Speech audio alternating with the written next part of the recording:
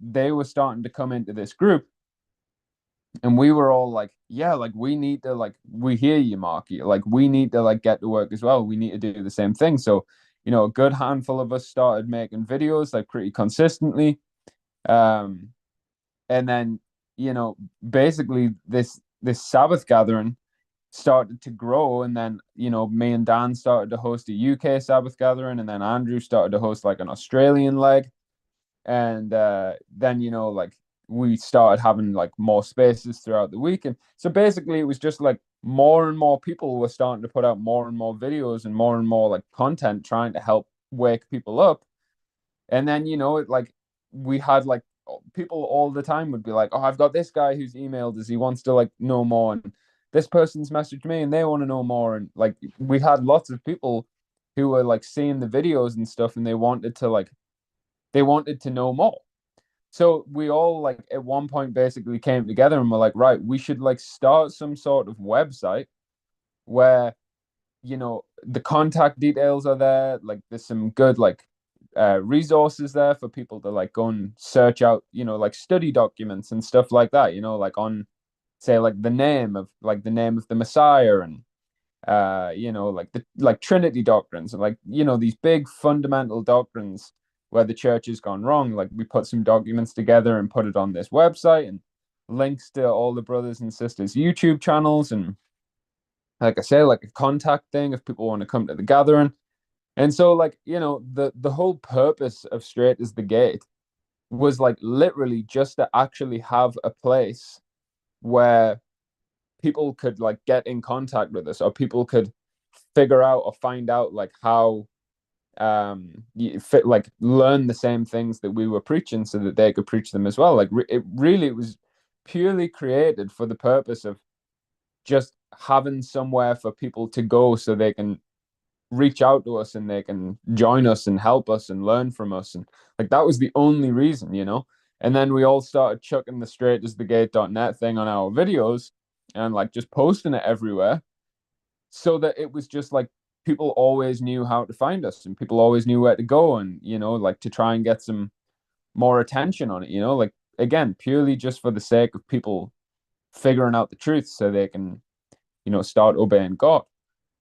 So it's like it's just pretty funny now that like people accuse us of being a cult, because they must just think that we like started Straight as the Gate, for some like malicious reason. But like when you actually, like when you were there and you watched it happen, like you can see that it was a really like genuine thing that we all did, where we were just like, we just want people to be like, we just want people to be able to hear the truth and be obedient. So we just put straightasthegate.net together. And it's just crazy how people have like, like, man, all these false accusations that people throw around. Like I remember one time I saw some woman say like, oh, every time one of their new cult members puts straightasthegate.net on their videos, like the higher ups get paid. And I was just like, my goodness, like, where do you people even get the nerve to just like, just totally like, just lie? That's You nuts. know, I know, like I couldn't believe it. I was like, that is just insane. Like, But paid by where who? How would that even work? I know, like, where are you even getting that from? Like, we don't do advertisement, like we don't like, it's not like we like have sponsors where there's some like minor league football team running around with straightasthegate.net on their shirt or something like that, like it's literally just like, this is this is the website, so you can go and like see what we're saying, like that's literally all it is. There's a link to the Zoom, there's link to the YouTube channels. Like it's just so crazy how like out of like context it's being taken. But Yeah, and it's it's an like, easy but to it's take a mad as name well on it. now, because it's like it really like it must be getting like shadow banned now, because like I had noticed that like my views on TikTok were horrendous. Like the views were horrendous, the engagement was horrendous, like it was just really bad. And then I just thought, like, I wonder if I stop putting the straightasthegate.net thing like on the actual video, like I wonder if that'll change anything. And I have to say it has. Obviously I've still got it like in my bio and stuff, and I'll still like mention it in the videos and stuff, so people are still gonna like hear it and be able to see it and go to it, but like it's just like kind of crazy that like we put the like name of our church on the thing and it just like I don't know, just the algorithm, it must just shadow ban it because like of all the false accusations that are thrown around, you know. Hmm. But That's what I yeah. call a mile away as well. Um, and it's more like, I mean, once I say woke up from the witnesses, you could see that all of religion out there, the false religion, all of it's a cult. It's just, and the Yeah. majority is always wrong as well. The majority is always wrong. That's something I've always Yeah. realized. So, you know, Yeah. Yeah, exactly. And I think, we've even talked about this before in the past. Like the word cult, it literally just comes from like culture, So it's just like you could make the argument that any belief system that strays even slightly from the narrative is like a cult, So I mean, like, all right, sure, go ahead, we're a cult, like call us a cult if you want, but it's like this cult keeps the Ten Commandments and teaches other people to keep the Ten Commandments and just wants to obey God, like if that makes us a cult, then okay, like we'll be a cult. And like I say that I get that, people might look at the structure and because we operate this church according to scripture and we have elders and we know the prophecy that the watchman of Ephraim is the porter in the gate and he's the one appointed to raise up the other watchmen. Like we understand that and we are like submissive to that. So I like get that, people will look at Mark and think, oh, he's the cult leader, and then, he's got his like henchmen who, like I get that people could like look at it like that, but it's, really all you have to think there is like, well, clearly Satan knew that the very elect was going to rise up in the last generation and he knew how they were going to operate. So he's created all of these cults throughout history to kind of have a slight version of that in their structure so that when the very elect does rise up, everyone just says, oh, they're just like all of these other cults in the past. It's like, well, that was obviously deliberate from Satan. It's just the same as like when the very elect rise up and they don't suffer that woman Jezebel. Well, Satan has created this end generation society to be a Jezebel feminist ran society, So it's like Satan is just he has like planned this final generation to be entirely against the righteousness of God. So when the very elect rise up preaching the righteousness of God, it's like of course they're just going to be like in complete opposition to the ways of the world, you know. So it's just like it's a no-brainer that people they were always going to call us a cult. They called Paul the cult leader. Oh, he's the leader of the sect of the Nazarene. Sect is just the same as a cult, and they were saying that Paul was the leader of that sect. So, they were calling Paul a cult leader. And so, if they call us a cult, then praise Yah. yeah, it's the great delusion as well, isn't it? You've got so many denominations and so many different religions that anyone who's trying to speak truth, sort of, they're trying to drown that out, so it gets Yeah, lost. exactly. Um, Yeah, but there's always going to be someone who finds the truth. If, like we were talking about last night, as long as your heart's in the right place, yeah, um, and your humility's in the right place, and you're trying yeah, to follow these quite that I've found out to be quite simple commands, then, like you said, you should. It sort of feeds itself. Conviction, get more grace. Grace, you get more conviction. It's just a perpetual circle. Then, yeah, yeah. You just keep being obedient, and he'll keep giving you more and more, and then you basically just eventually come to a point where your faith is so strong because you know that God just keeps guiding you and putting you in the right direction. And so when your faith is that strong and you just say, all right, well, I'll just follow God wherever he leads us, and I'll follow Yeshua wherever he leads us, then, you will eventually just, you know, that's how you end up giving up your life because you just realize that it's God directing your steps. So like, why would you even try and take over, you know? So you just allow God to take over your life, and then before you know it, you know, you've done a complete 180. So yeah, it was great talking to Yeah, you last night, Matt. I enjoyed yeah, it, you you know, and too. Yeah, it's yeah, refreshing to I don't know, it's refreshing to like hear people who don't really like resist the conviction that much, you know, like there's always a bit of resistance with most people, you know, but like with you, I got the impression that you were just like, well, I've been searching for the truth for all these years, and now I'm hearing it, so like great, you know, now what do I yeah. do? Like I'll just follow the conviction. So I yeah, it's great. resisted it initially, but it is true that when you sort of get these answers, that some of the answers I hadn't been looking for, it just like some of these answers come up, and it's like from the Bible, and it's like so obvious. Um, well, now anyway, um, Yeah. that you do get to that point where eventually you will want to start saying, "Look, this is what I'm doing with my life. If you like, you can like it or lump it, basically." Yeah. Because we know already that we're going to get opposition, yeah, particularly with Joe's family. I've got no family to worry about really. My friends have always sort of let me be me, you know, and do what I want to do and not judge me for it. But Joe's family's going to be a different kettle of fish. But Yeah. I think because we're sort of on the same page now, which I said to you last night, when it comes to Christmas and set some of the celebrations and stuff, I was on that page anyway. Didn't agree.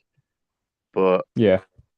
Joe's coming more from the biblical side, whereas I would have been coming more from the world's perspective on these ritualistic, like Christmas and things like that.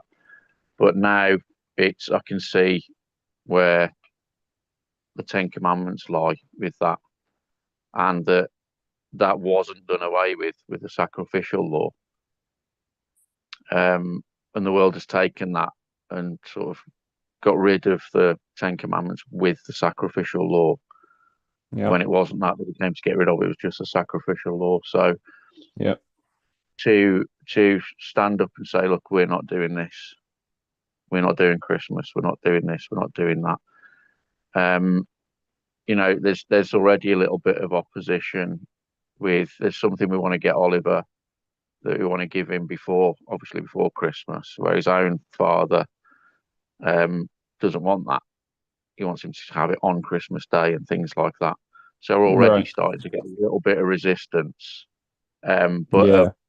Rose's mother in particular, she claims to believe in. She doesn't go to church or anything, but claims to believe in Jesus. Um, and she's going to be the one that I think we're going to have the most difficulty with. But at the end of the Yeah. day, once you, like I say, it's that conviction. Once you go, look, I'm not doing this, and this is why. Whether they understand it or not, you can explain it to them as best as you can. But whether they accept it or not is on them, not on us. You know, because it is that thing of living your own life and making your own choices as well. And if people choose to serve God in different ways, you know, and you can clearly, like I say, you don't really don't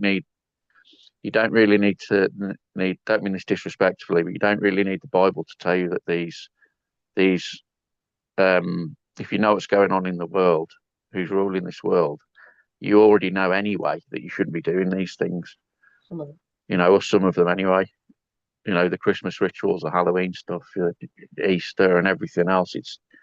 You can see it's all set up by men and traditions of men, and Yeah. obviously to take you away from uh, who Yeshua really is and what he was actually saying.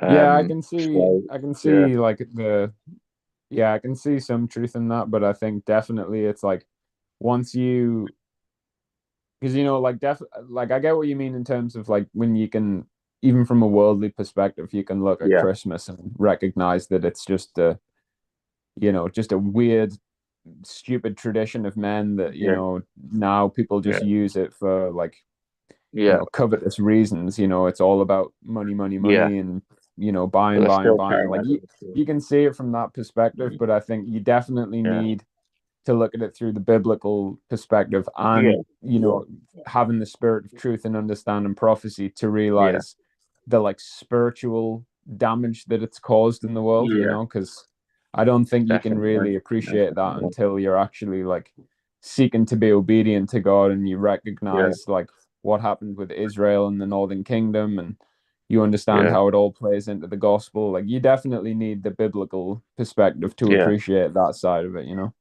Because that really, when you look at it like that, that's the foundation.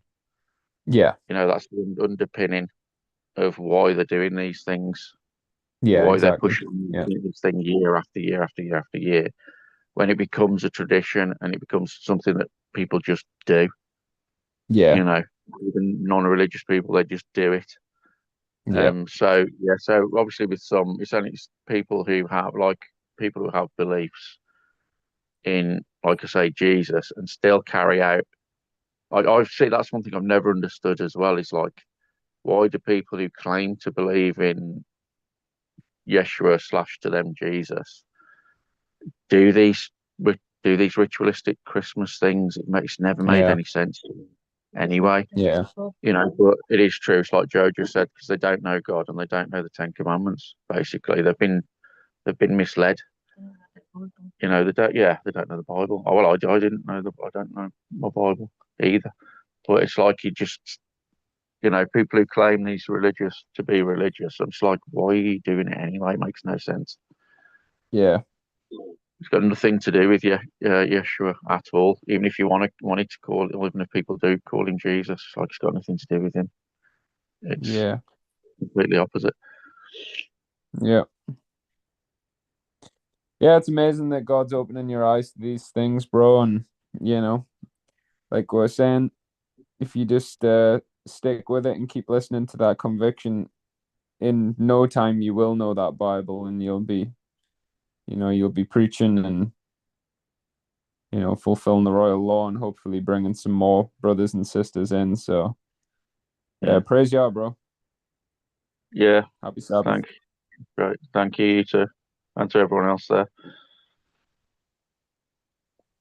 Crazy, yeah. Mhm. Yeah, big praise, yeah. I was Big just ups, thinking Daniel, how son. how big ups to the big man upstairs. You get me? Yeah, I was just thinking how Joe came into the group those months ago, just as a child, like completely on, well, not even on the milk. And Yeah, then now look at it. It's pretty yeah, cool. the fruit. Yeah, it's incredible. How are you doing, Daniel san? I'm doing all right, mate. Average, average. How are you? Yeah. Yeah, not too bad. Not too bad. Shall we go through the menus today then? Well, Yes. actually, Dan, I do Uh, have to bear some bad news. Andrew and Kayana have actually already divulged what they had for their dinner, so I was thinking about disqualifying them from this week's formalities. Um, I think they should be disqualified for, no, I don't Daniel. know, 3.5 years. yeah, possibly, yeah. It's a great transgression, so Okay, you could disqualify me, but there has to be someone to replace me. Wyatt, uh, he's closest to you. Okay, it is my strongest week, though.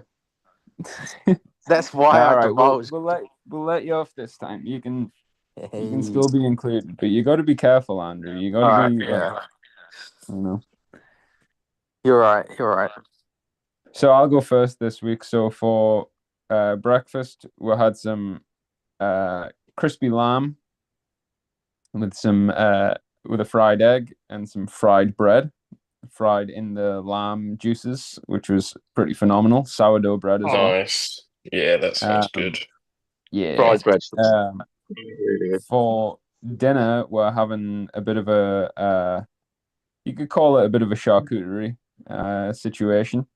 It's going to be some carrot sticks and some hummus. Going to be some camembert, some crusty bread, some salt beef, probably some crackers, some salty crackers, nice ones. Probably a good few coffees in between there. And then for dinner, for tea, we're going to be having a traditional, like that one, a traditional homemade cottage pie, but wait for it, through the mash on top, I put a good chunk of parmesan and an egg yolk. So it's gonna Nice, yeah. the parmesan's gonna crisp up the mash, and then the egg yolk's gonna give it a nice golden brown color. Yeah, me they very both act as thickeners as well, don't they? Lovely. Say again, sorry. They both act as thickeners. Yeah, yeah. So then I'm not done yet, actually, though. So Meg also made a fruit salad with honey and lime all through it, which is really tasty. To represent the Um, mortar, Andrew. Yeah, I was waiting for that.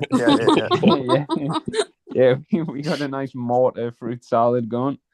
And then Meg also, well, me and Meg actually, me and Meg co-made a banana loaf, although I kind of messed it up a little bit. Oh, same as last week. Yeah, a little bit, but it's still tasty. It's not as much of a as a blunder as last week. But yeah, it's got loads and loads of chocolate through it as well, with lots of chocolate on top. And then there's some Caroline's bringing over some baklava, which is very tasty. I love a bit of baklava. Some wine, and then I got some beers in the fridge as well. So it's going to be a good eating and drinking Sabbath today. Nice. I'm going wrong somewhere. I really am. What do you mean? What are you trying to say? Might have to mute up some people, Andrew. Yeah, you're going wrong. Where's my pudding fruit? Yeah, I guess I'll go next as Andrew's, I don't know, it's his strongest week yet. So for breakfast I had just a humble omelette cooked in loads of butter with some Gouda on top, or Gouda cheese. Sarah had last night's roasted potatoes, med veg, and roast chicken with an egg scrambled in it. Just a quick stir fry this morning.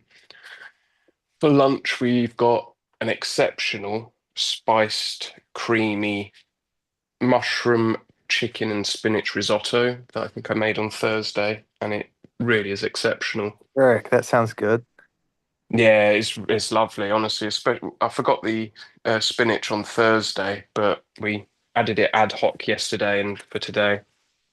And then for dinner, we have locally reared, locally slaughtered, locally dressed sirloin steaks from the butcher just at the end of the street with, what's it called? Dauphinoise potatoes and grilled asparagus.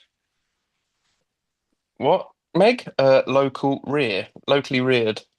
Wait, what kind of potatoes are you having? Dauphinoise potatoes, so they're thinly sliced potatoes layered with cream and loads of garlic, and then topped with like a parmesan and baked. That stuff's good. Oh man, it's Yeah. amazing. Daniel, you showed up. Yeah, and this steak, honestly, it looks amazing. It really does. I'm going to salt it shortly, ready for later, just so it dries out a bit and cures. And then what we got for dessert? Oh, we've got either Toblerone for dessert, Oh, nice. Yes. Totally. Milky Ways as well, the snack size Milky Ways. Bit of the Oh, old Stroop. Jerome. Yeah, Stroopwafels, Toblerone. Oh, I love Stroop waffles. Yeah, we've got loads of Stroopwafels, and we're in Belgium, so they're legit. Yeah, nice. This Yeah. geezer. Oh, I'm embarrassed now. I said it was my strongest week. Oh, what are you drinking, Daniel? What I'm drinking, so I've got a bottle of. Do you remember that Bacalo I brought up, Matthew? The one that says this wine is in honor of Bacco, the god. Oh yeah. Yeah, Yeah. Yeah, so it's 13 quid in the UK for that bottle, and I found it for I think €6 here. So I got 2 bottles yesterday. Really nice. And then I I've got should have four never left cans. you. Yeah, I know. What's the beer I've got? That horrible local shit. Oh, I'm gonna have to see the name. You know it, Jupiler. Oh, 4 cans of Jupiler, which is basically Belgium's Carling, but much less offensive than that. And then I've got a can of Guinness in a free Guinness glass. I Nice. think that's it. Oh, and a litre of chocolate milk. Yeah, That's it. Nice. Belgian chocolate milk. I'll have you know. Nice. Right, go on, Andrew. Very good. I've just completely embarrassed myself because I was hyping me up and then it's not. Okay, so for for breakfast we had eggs on toast, but we dressed it up a bit. There was like some coriander on the top, aka cilantro, with some chipotle hot sauce and a bit of tahini, and then picky bits for lunch. You know, just like there was some popcorn going for a second there, and like beef and cheese quesadillas, and then Popcorn for lunch. and then the real good thing was the beef ribs for dinner. We had beef ribs for dinner, slow cooked 8 hours, um, inside of a can of tomatoes, beef stock, onion, garlic, paprika, then whipped them out, let them rest for a bit, basted them in sticky sweet barbecue sauce, and then back in the oven for a bit of a char. And they were really good. The beef ribs were really good, and we had that with some potato puree and dressed leaves with French dressing. Um, and then for dessert, chocolate truffle with whipped cream with this like rum kind of sauce. It was quite good. And then I've just been having some Stella Artois throughout the day. Red Bull in the morning, Mountain Dew, guava juice, a liter of guava juice, guava nectar. That was really good. And that's it. At least you're Nice. repping the Belgians with the Stella Artois. Yeah. Watch out, Kayana. I miss the old Yeah. Stella, the chemical stuff. Yeah, that's what I was going to say. Friggin' recycled jokes. That's the scope. Watch out, Guyana. I had my wife beater on and I was drinking a Stella today. It was classic. Yeah. So, you said you cooked the beef ribs in a tin of tomatoes. Is that right, Andrew, or did you just Yeah, misspeak? I heard that as well. I laughed at that. Yeah, so the beef ribs were cooked in Oh, a okay. tin Yeah, of yeah. Just tinned tomatoes, which was in the whole thing was in a slow cooker. okay. Yeah, you just misspoke. Yeah. Well, no, not wow. Did I misspeak? I think that's the right Yeah, thing you to Yeah, say. said you you made it. cooked the big beef ribs in a tin of tomatoes. It's like, okay, so if I said I cooked the beef ribs in tomatoes, you would not bother about that, right? But the No. reason I'm telling you it's a tin is so that you don't think it was fresh tomato. I'm being honest. You know, like I'm thinking that was a can of tomatoes. Just Oh, it whatever. made it sound like you'd like poured out the tomatoes and then you put the ribs in the tin and then like chuck the tin in the oven.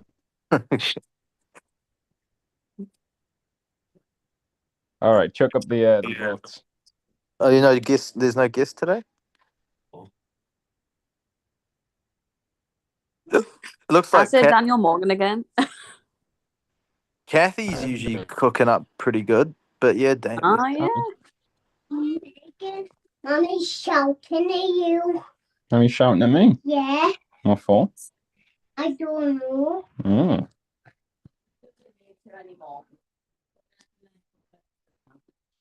You want to come and say happy Sabbath and hi to Uncle Dan? Happy Sabbath. Hi, Uncle Dan. Happy Sabbath, Kate. Hi, Uncle Dan. How are you, Caleb? I'm gonna go on there. It was just I was going to ask you about, but it doesn't matter. She's not going. Go on. Uncle Dan's asking how you are. Good. Oh, good. Praise Yah.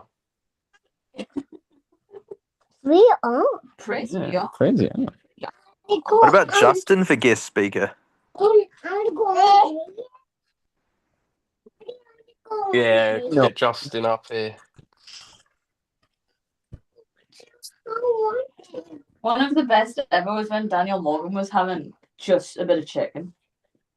Yeah. Just a bit. And a lamb Chicken. curry. Lamb curry and just probably a bit of chicken. Iconic.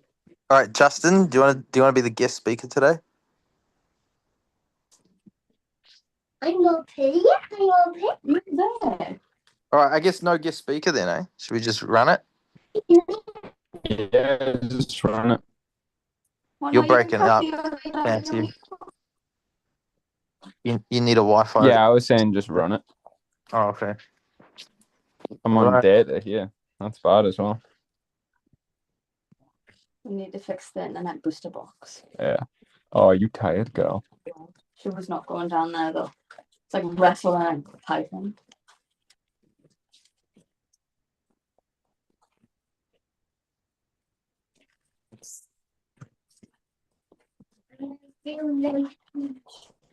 You looking at the photos. All right. Votes are in the voting things in the comments. Yeah.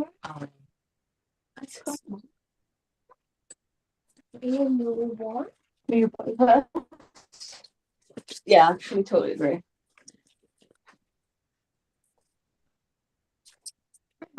Well, You're breaking up big time, Matthew. It's like real bad. What's that?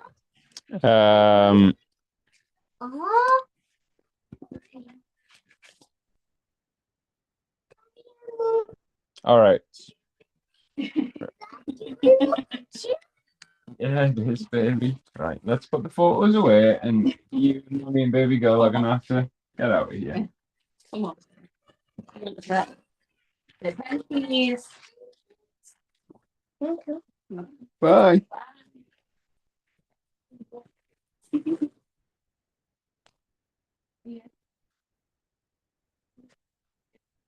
This one of the biggest leads in history, it looks. Yeah, it looks like it. You might break 50 points here. I don't think we've ever seen that. Oh, the Richies are catching up. People didn't like I'd be friends. That's how disappointed Kayana is. Kind of takes it real personally. I have to rebuke her sometimes. No, true. Oh, he's gonna get that 50.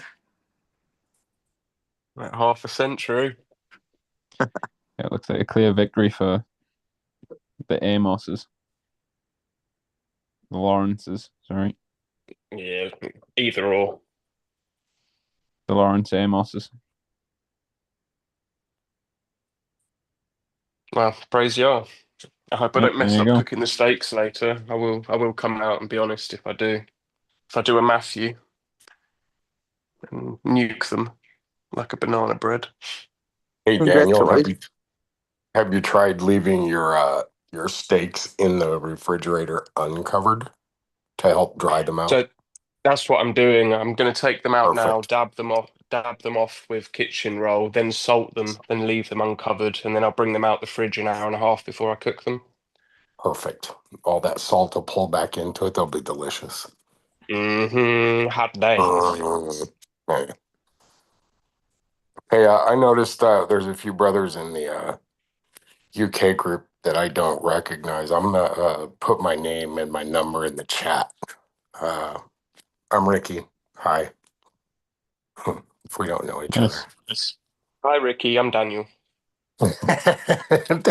Papa-san. Yeah, Daddy-san. Daddy-san.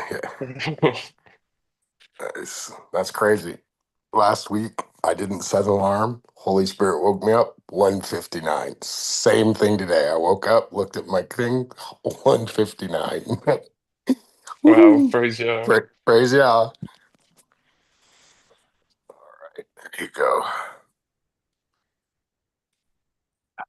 That's pretty crazy. 1:59. I can't imagine waking up at that time. 2 weeks in a row, baby. Although it would be quite nice actually, like to just be like awake. I would love to like, like I always see like, when Mark's like he wakes up at like, 3, 4 a.m. and he's just gets to just, spend some time in the Bible and make a video and stuff. I kind of like I always think like, man, that would be nice, but I don't know. I still sleep like I did when I was a teenager. Man, that must be Well, nice. maybe not that bad, but like, I'll go to bed at like 11 midnight and then I'm awake at 7, Yeah, it's nice. It's a bit rainy. It's been raining all night, so you got a little bit of rain in the background. Yeah, it's pretty nice. Yeah, it's quiet. Yeah, it is nice. And I get to hang out with my UK fam. So, all right. Amen. Yeah, praise God. All right. All right, Andrew, do you want to teach us this thing in Joel and John, please? Yep, it's pretty cool. It's from the woman's space. So if you go to Jonathan chapter 4,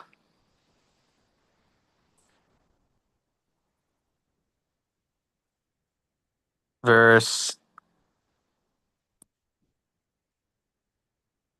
verse 37. I'll give a bit of a context from verse 34.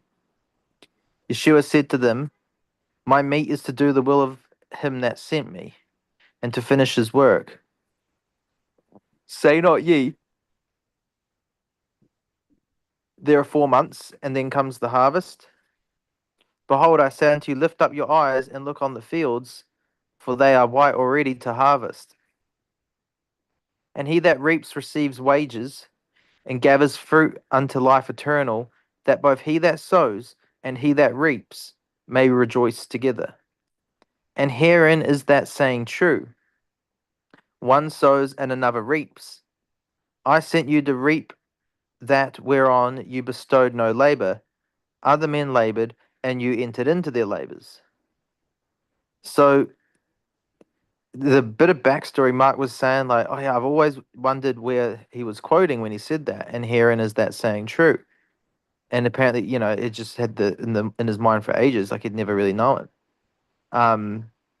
I personally didn't even think about the fact that this was quoting something when he says that's saying, like, because I just thought of it like, oh yeah, like that proverb that you say is going to come to you, or like there's a couple instances of times where people say something like that in the Bible, but it's not actually explicitly quoting the scriptures. You know what I mean? I just never really thought about it, but Mark's always wondered where this was quoting. Apparently, herein is that saying true: one sows and another reaps. I sent you to reap that whereon you bestowed no labor. Other men labored, and you entered into their labors. And lo and behold, here it is in Jonah, but it's real. It's kind of hidden a little Just bit. quickly, Andrew, just make us a co-host real quick, please. Oh yeah, sorry. Do you Sorry. want to be the host? No, you can just make us co-host. Your internet's better. Thanks. Oh, good. And then so the saying is in Jonah chapter 4,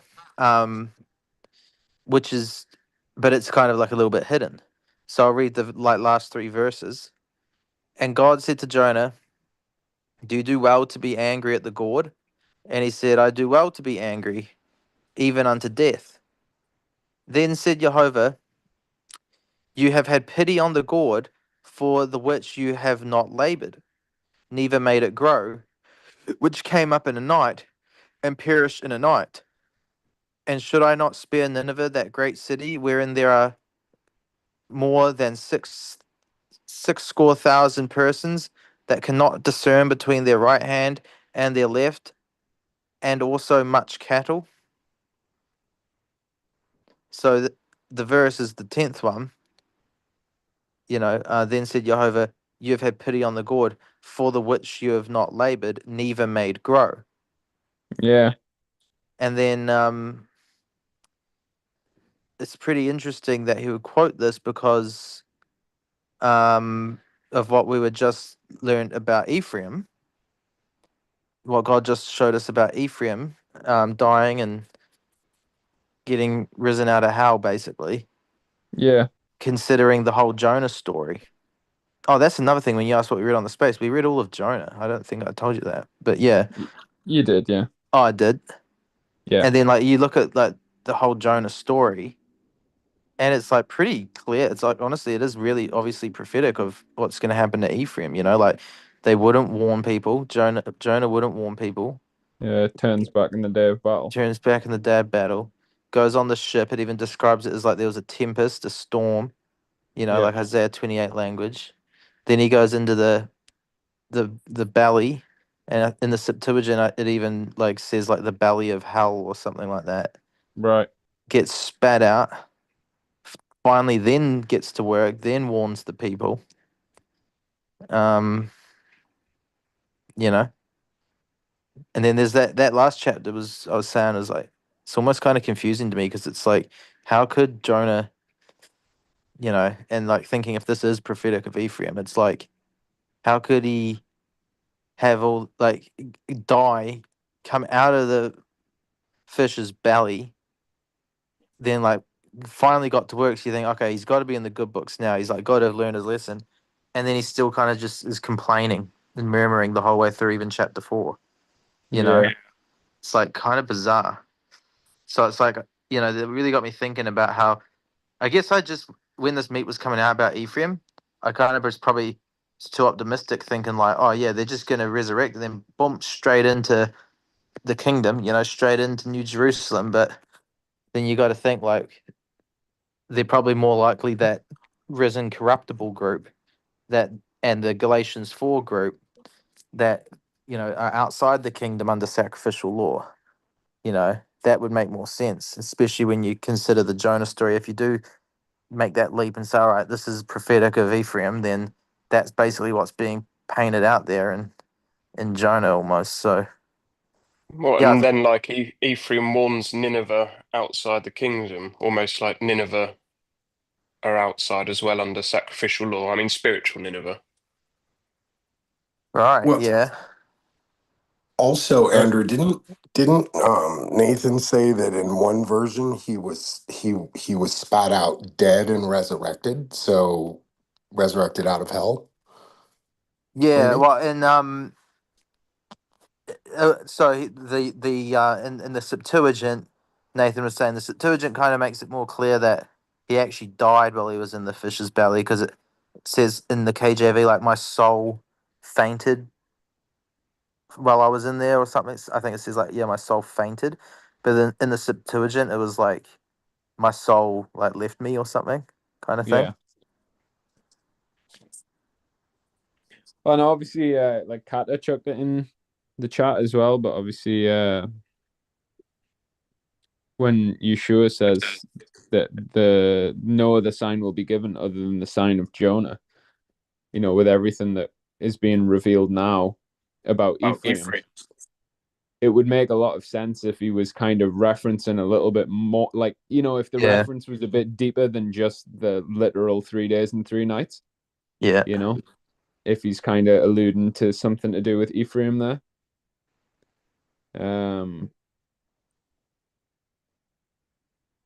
yeah. That makes sense. Something they're waiting for is like the rapture or something. I don't know. It's a good point what Meg just said actually there as well, that the sign of Jonah is also to do with the watchman being sent to warn Nineveh, like in Nahum 3. That is a fair point, yeah.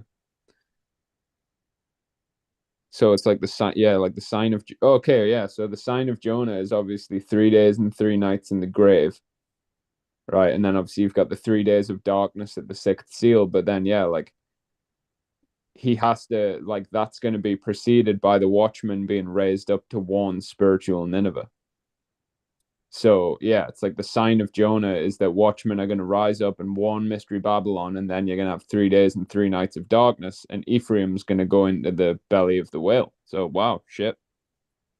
And what do you think? Luke 23, when Herod meets Yeshua, just makes me think of the sign of Jonah. And when Herod saw Yeshua, he was exceeding glad, for he was desirous to see him of a long season, because he had heard many things of him, and hoped to have seen some miracle done by him. This even wicked generation hopes for a sign. All right. Oh yeah. You know, like the Yeah. leaven of Herod and stuff, which the USA is full of.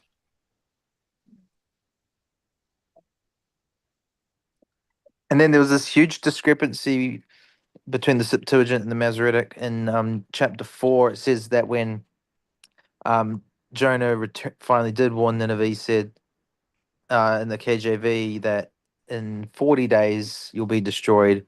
In the Septuagint, it was in 3 days you'd be destroyed. Hmm. Which was interesting. Yeah, that is 'Cause interesting. if it is meant to be 3 days, like which one's true? How are you ever going to know, right? But if it's supposed to be 3 days, then that kind of adds another layer to he was in the belly 3 days. Yeshua was in the grave 3 days as well, and then he gets out and warns them that in 3 days you're gonna be destroyed. So Hmm. Mag brought up Luke 19 as well, verse 22 to 24, when Yeshua says, "And he saith unto him, Out of thine own mouth will I judge thee, thou wicked servant. Thou knew that I was an austere man, taking up that I laid not down, and reaping that I did not sow. Wherefore then gavest not thou my money into the bank, that at my coming I might have required mine own with usury? And he said unto them that stood by, Take from him the pound, and give it to him that has 10 pounds." So you see, yeah, like that, like really drives it home that Yeshua gave his authority into the hands of his servants, because he's saying, like, so he says, like, you're a wicked servant because you knew not that I was an austere. Like, what is austere? Is it like powerful? Is that what austere means? yeah, so in the I think it's in like Mark or Luke, it says a hard man. You knew that I was a Right. hard man, reaping where I didn't sow and gathering where I Yeah. didn't. So you could maybe even say like just, he was a just man. Um, Taking up that I laid not down and reaping that I did not sow. But then he like makes the point of saying that when I come back, it's my money that I am required, So like he gives his authority into his servants, and he gives us that authority, but he expects us to work with it so that when he returns, he's going to take it back and then, ultimately give it to the Father. But yeah, like that is pretty interesting. That would definitely tie into that, that saying.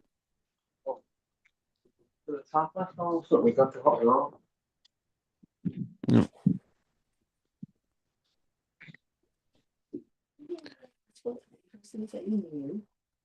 He says, "Oh well."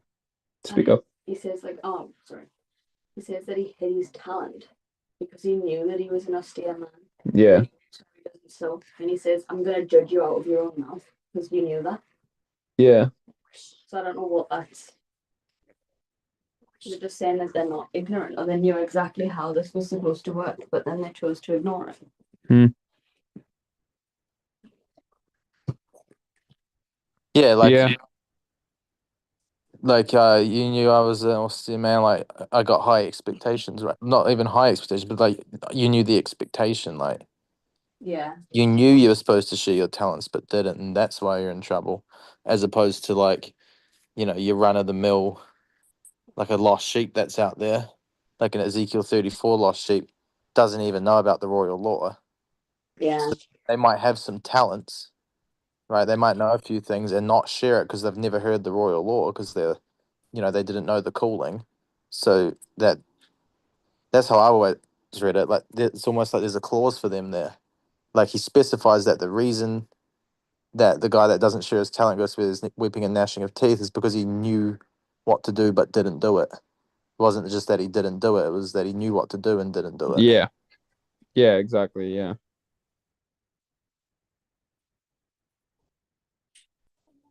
Yeah, that is interesting.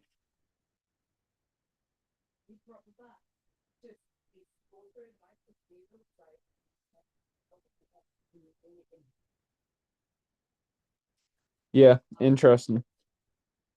That's a good snag, actually. How did that, like, did someone just search it out and found it in Jonah, or was someone just reading it and picked up on it?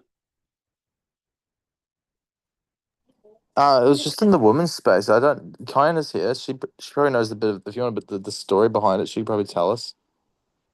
Yeah. Kiana? We were reading, and we got to Jonah somehow, Britt, Sammy, and I, and the gourd came up. We were talking about Mark and stuff, and then we searched it up. Rosie did in the a different translation of the Strongs, and came up as like castor oil. And then Mark was listening, which he doesn't do very often, and he started freaking out and told us to go to John 4. And we went to John 4 and we were like, holy cow. And then, like Andrew said, with the women, we realized that it was, Sammy pointed it out.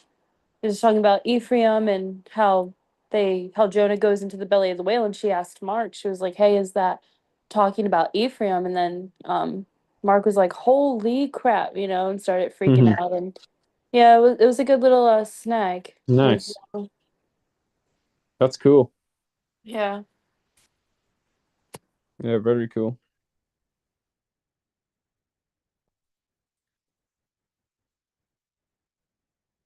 That is mad.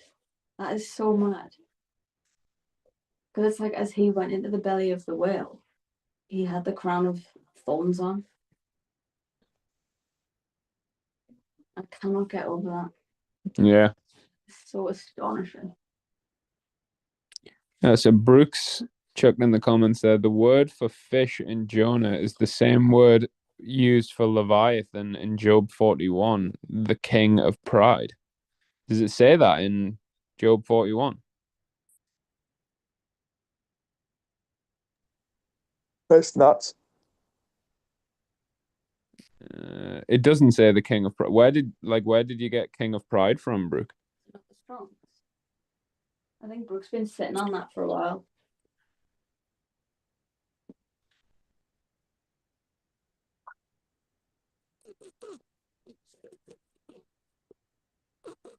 Brooke? Hold on, I'm looking it up. Because in somewhere in Job it says when it talks about Leviathan, it talks about the king of pride or the pride king. Let me look it up. Hold on. I love the southern draw on pride.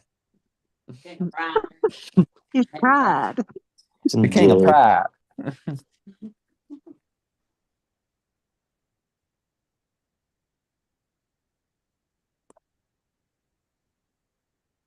That's interesting because like that whole what is it, Leviathan and the other one? No, it's some heavy metal band. Behemoth. Behemoth, yeah, Behemoth and Leviathan. Like I've always just like totally like not really known at all what they represent. Always knew that it would represent something, like something pretty crazy, but like I would always see people like just mute your phone, please. I would always see people like, just harping on about Behemoth and Leviathan. Like it's such a classic, like, rabbit hole that people go down and just going down stupid, like, just retarded theories on it and stuff.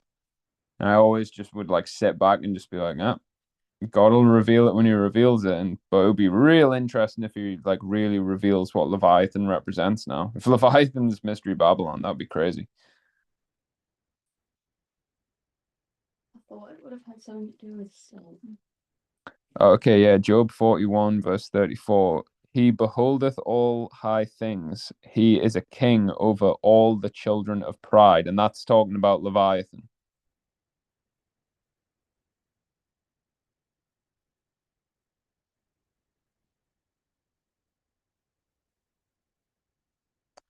Kev is somewhere in Jubilees. Oh, pass. Maybe, yeah, maybe. I can't really remember. Yeah, probably is. Because it's in Genesis. So it'll probably be in Jubilees. Yeah, Kata, Stephanie. I remember Stephanie like 2 years ago sending me stuff about Leviathan, and we were like thinking about it, but it was just sat on it. Yeah. We didn't really know. So, Brooke, just to confirm, Job 41 is talking about Leviathan, and it says he's the king over all the children of pride. Verse Yes. 1 opens with Leviathan and then ends Right. with King of Pride. And like Right. my thinking was like, isn't Jehovah the only thing that can kill pride? If Leviathan is the pride king, he's, it talks about in the chapter that he's the only one that can slay Leviathan, which I guess would be Ephraim. Well, Brooke, also, if you think about it like this, if you're saying that that's the same word as Leviathan, right? And Leviathan is the king of pride, so clearly it's talking about the devil, of course. If if it is talking about the devil, if he's the one that swallows it up, then of course the fish swallowed up Jonah, because if Jonah is spiritual Ephraim, that's how they get to the pit. Yeah. Yeah. Yeah, friggin' nuts. Yeah. Yeah. Yeah, because Yeah. Meg's just saying there as well that like if it's God that's gonna kill Leviathan, which is what swallows up Ephraim, then Leviathan would be Satan, the king of the crown of pride, which is why Satan gets cast down into America. It's like, all right, you wanted your king, here's your king, You wanted Satan, here he is. Have him. He's right in front of you Yep. now.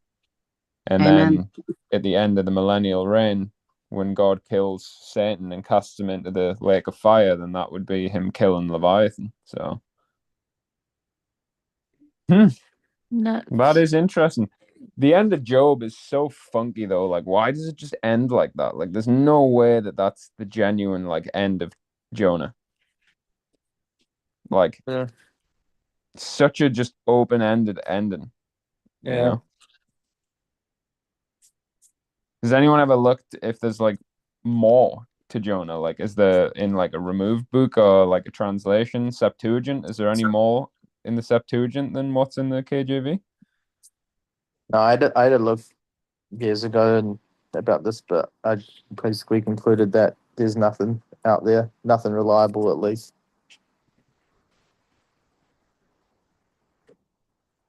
It's peculiar, isn't it? And then Oh, look at I this tell too. you. Oh, sorry, go on, Andy. I was just gonna say, look at this. And should I not spare Nineveh, that great city, wherein are more than 60,000 persons that cannot discern between their right hand and their left? Isn't that just United States of America right there? Like they can't tell. Sorry, could you read that again? I missed that. Yeah, and should not I spare Nineveh, that great city, wherein are more than 60,000 persons that cannot discern between their right hand and their left hand, and also Yeah, much cattle? Like they don't know the difference between shit and clay, yeah, yeah. That they've got Ephraim vexing, envying Judah, and Judah vexing Ephraim. Yeah. Like right there, they got the left and the right, and they can't discern between the two. And then Oh yeah, good much point. riches. Yeah, that's how I would read that.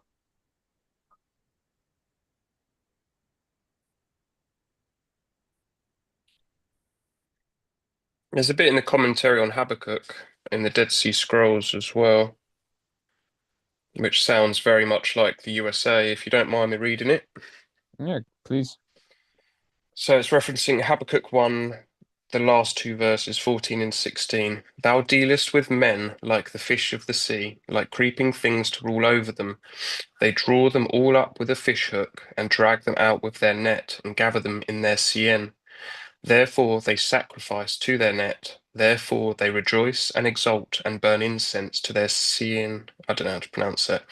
For by them their portion is fat, and their sustenance rich, but Jeshurun wax fat. Deuteronomy 32.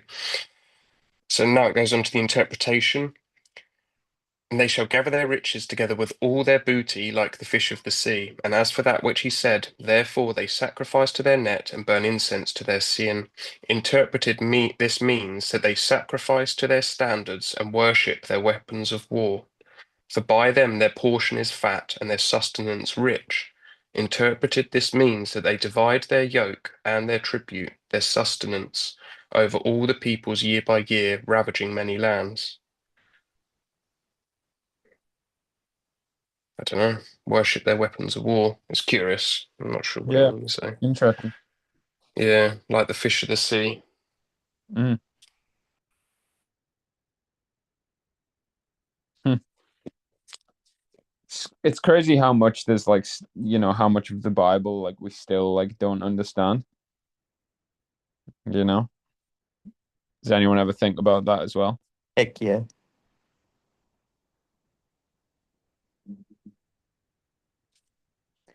There was kind of totally off topic, but there was something I was looking at in Amos. I was reading Amos through the week, and it's in those first few chapters where it's like for three transgressions and for four of this place I will not turn away the punishment. And he goes through a few of them, but then when he gets to, let's find it here. Um,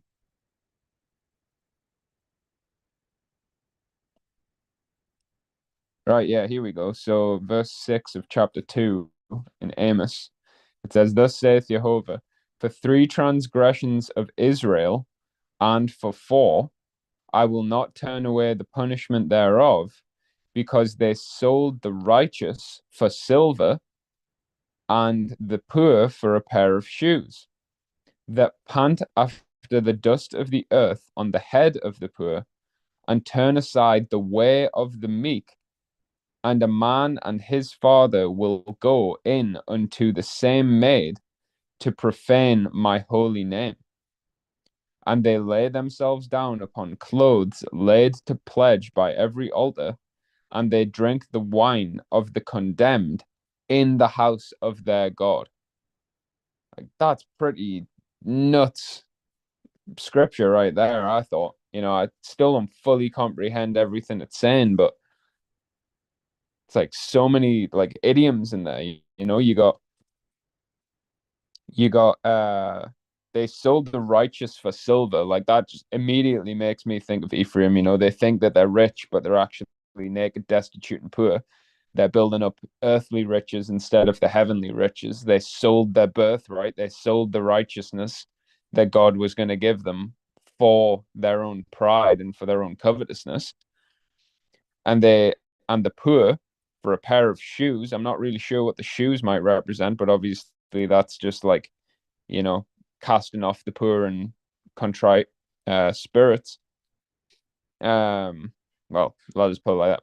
Casting off the people with a poor and contrite spirit. Then again, they pant after the. I'm not sure what that would mean. They that pant after the dust of the earth on the head of the poor. Again, not exactly sure about the first bit, but just the head of the poor. Again, it's talking about the poor and contrite. And then they turn aside the way of the meek. Just the same thing as Isaiah 30. Get you out of the path and cause the Holy One of Israel to cease from among us. That's the way of the meek. What we do is the way of the meek. And then this bit, and a man and his father will go in unto the same maid to profane my holy name. Well, is that not like talking about all these different denominations? They might have their differences, but they're all going in unto Jesus to profane my holy name. Yeah, right. Wow.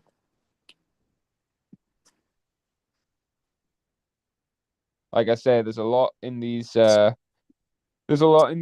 chapters that I don't fully comprehend. The three transgressions and for four. But yeah, certainly that bit jumped out the page it is. And then obviously chapter 4 is pretty interesting as well. And then Uh, chapter 5 is well, chapter 5 is chapter 5. Amos 5 is crazy.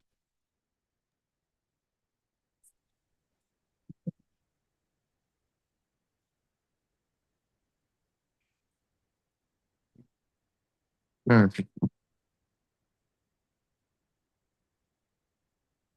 Yeah, Kev's chucked in Amos 2 there. Maybe we should just read. Maybe Yeah, I we was gonna should just say read Amos. maybe we just read all Amos. Yeah, that Freaking sounds like a plan. not before Meg brings you a coffee, bro. You're sounding too sleepy. I know, bro. He's sounding almost horizontal, Andrew. I know. I'm just starting to get confused. Is this guy still in bed?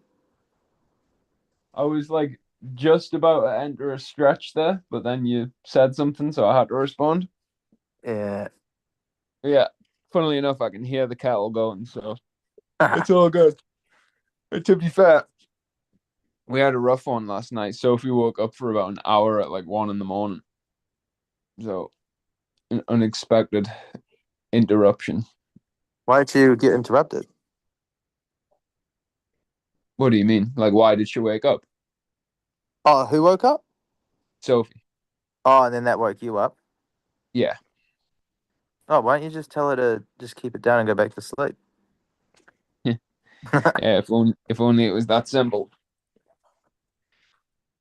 It's funny though, because she like, you know, you'll like she'll be like sat up and like anytime you look at her, she just like squeals with excitement. So it's like really like it's so cute, and it's like so hard not to just keep looking at her and like making her laugh. But it's like you'll like turn away and like you won't look at her. And then you can just like feel her moving around, and then like she'll just like move her face like into a line of sight, but she's just got like this huge smile on her face. It's like, and then when you like finally lock eyes with her, she's just like, again, she just squeals. It's like so funny. It's so cute, but it's like, it's like 1:30 and you're like, oh, come on, like go back to sleep. But it's so funny at the same time. Really? So, like, why don't they sleep all through the night? Do they sleep during the day as well, and then that's the problem? So then nighttime comes and then they're not sleepy. Uh, well, I mean, so like it takes them, I think it takes them until they're like, I know it takes them until they're like 6 months or something like that to start getting into that. I've been talking about this a lot recently because I've been like preaching the day dawning on Matthew G's TikTok lives. But there's like this thing called the circadian rhythm where like your body like syncs up to the sun, which like just even the creation glorifies Yah. So like even that alone shows that the day begins at dawn, because if we didn't set alarm clocks, we would just naturally get up and go to sleep with the sun. So like they developed that at like 6 months. So like before then, they're just like, they'll nap for a few hours and then they're up for an hour, eating shit, and then they go back to sleep. So like, the whole sleeping through the night thing doesn't really happen until they're like 6 or 7 months. Um like they can sleep through the night, but they will be like waking up to feed and stuff. But yeah, she just like, I don't know, she just woke up, and sometimes, like she might stir a little bit, but then something might stimulate her and then it wakes her up, and then she's just up for a little bit, and then she just gets tired again and then goes back to sleep. So Really? it's just, yep, just part of the parcel of having kids, really. Sometimes they just wake up and then you just got to stay awake for a few hours. But like with Caleb, like it doesn't happen Really? anymore with him. Yeah, yeah. For a few hours? Yeah. There was times, back in the day with like Caleb was Sophia's a better sleeper than Caleb was. Um, but yeah, like, there was times where Caleb would like, so the worst, my goodness, like all the parents in here will be like, yeah, this is like just terrible. So like sometimes like, they have their naps through the day, but then like, if it's getting like into the evening and they're tired, and you can see that they really want to have a nap, but it's like it's too late for them to have a nap, so you just got to let them like just ride it out until they're like it's bedtime. But like sometimes they just can't go anymore, so they just fall asleep. And if it's like an hour or so, like an hour or two before they normally go to bed, and it's like, oh, it's so intense because you're like, man, if they wake up and it's like, if it, say like Caleb, say if like, if Caleb like has a nap at like 5 p.m., then he like wakes up at like 7 and he normally goes to bed for the night at like 8, it's like you're fucked, like you're in for it, completely. Because he's now going to be up until like midnight, and it's like then you got to do bedtime at midnight, and it's just brutal. It's brutal, mate. Yeah. So when Sophia wakes up, so she'll just be like in the middle of the night, 2 a.m., and she'll just need some milk, and she'll just wake up. Then yeah, you got to be up, but that's really does that just not really affect you though, because it's not like you're needed. Does it just Meg handle it, or it just like Meg just just straight on the boob and some breast milk, and then because it's like there's a whole thing of like when you sit up as well, that like wakes you up even more because your brain like is like, oh, we're getting up, so I'll start working. But if you just stay lying down, that doesn't happen. So like if you can keep them, like if they stir and they kind of wake up and you just keep them lying down, then they have some milk, they'll just go back to sleep. But it's like, if something like stimulates it. And just so last night, I think what happened was like I was on my phone, and without us realizing, she had opened her eyes and she was like looking at my phone. And then rookie like mistake, brother. yeah, so like the blue light on the phone is obviously just like instantly like big dopamine hit, and she's just being like, ooh, and then she was just up. So yeah. And is Meg able to fall asleep sometimes when she's breastfeeding, or does you have to be awake for the whole thing? It's kind of just like dozing. And so you really, when they always joke like, "Oh, you get ready to lose all your sleep," like that's actually serious. Like, I mean, you don't lose all, like, I mean, at least for me and Meg, like we've been very like fortunate. Like both of our kids have been really good sleepers, so we haven't really dealt with like the like we've never had like sleep deprivation where like when people are like, oh, I haven't slept for a week, like we've never had it that bad. Some like broken night's sleep, and like feeling pretty groggy. But so like today, like I feel a bit tired because like it's worse when your sleep's interrupted. Like it wasn't that our sleep was interrupted. We were up late last night anyway. Um, she's just waking up from a nap actually. Hi, girl. Um, yeah, so like we were up late anyway, so it was you know, we just went to bed late, so I'm just a bit tired. But when your sleep's like actually interrupted, that's when it like is really bad because you're just like you don't get a full rest. yeah, rough. Yeah. I come bear and banana loaf. Oh, banana loaf and coffee.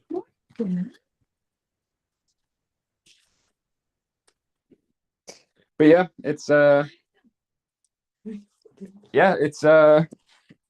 different, Andy, to if it's God's will that you and Kayana do have a baby at some point, you will be in for a bit of a shock, especially with the first one. Second one's easy, but the first one's a bit intense. Yeah. Right. Yeah.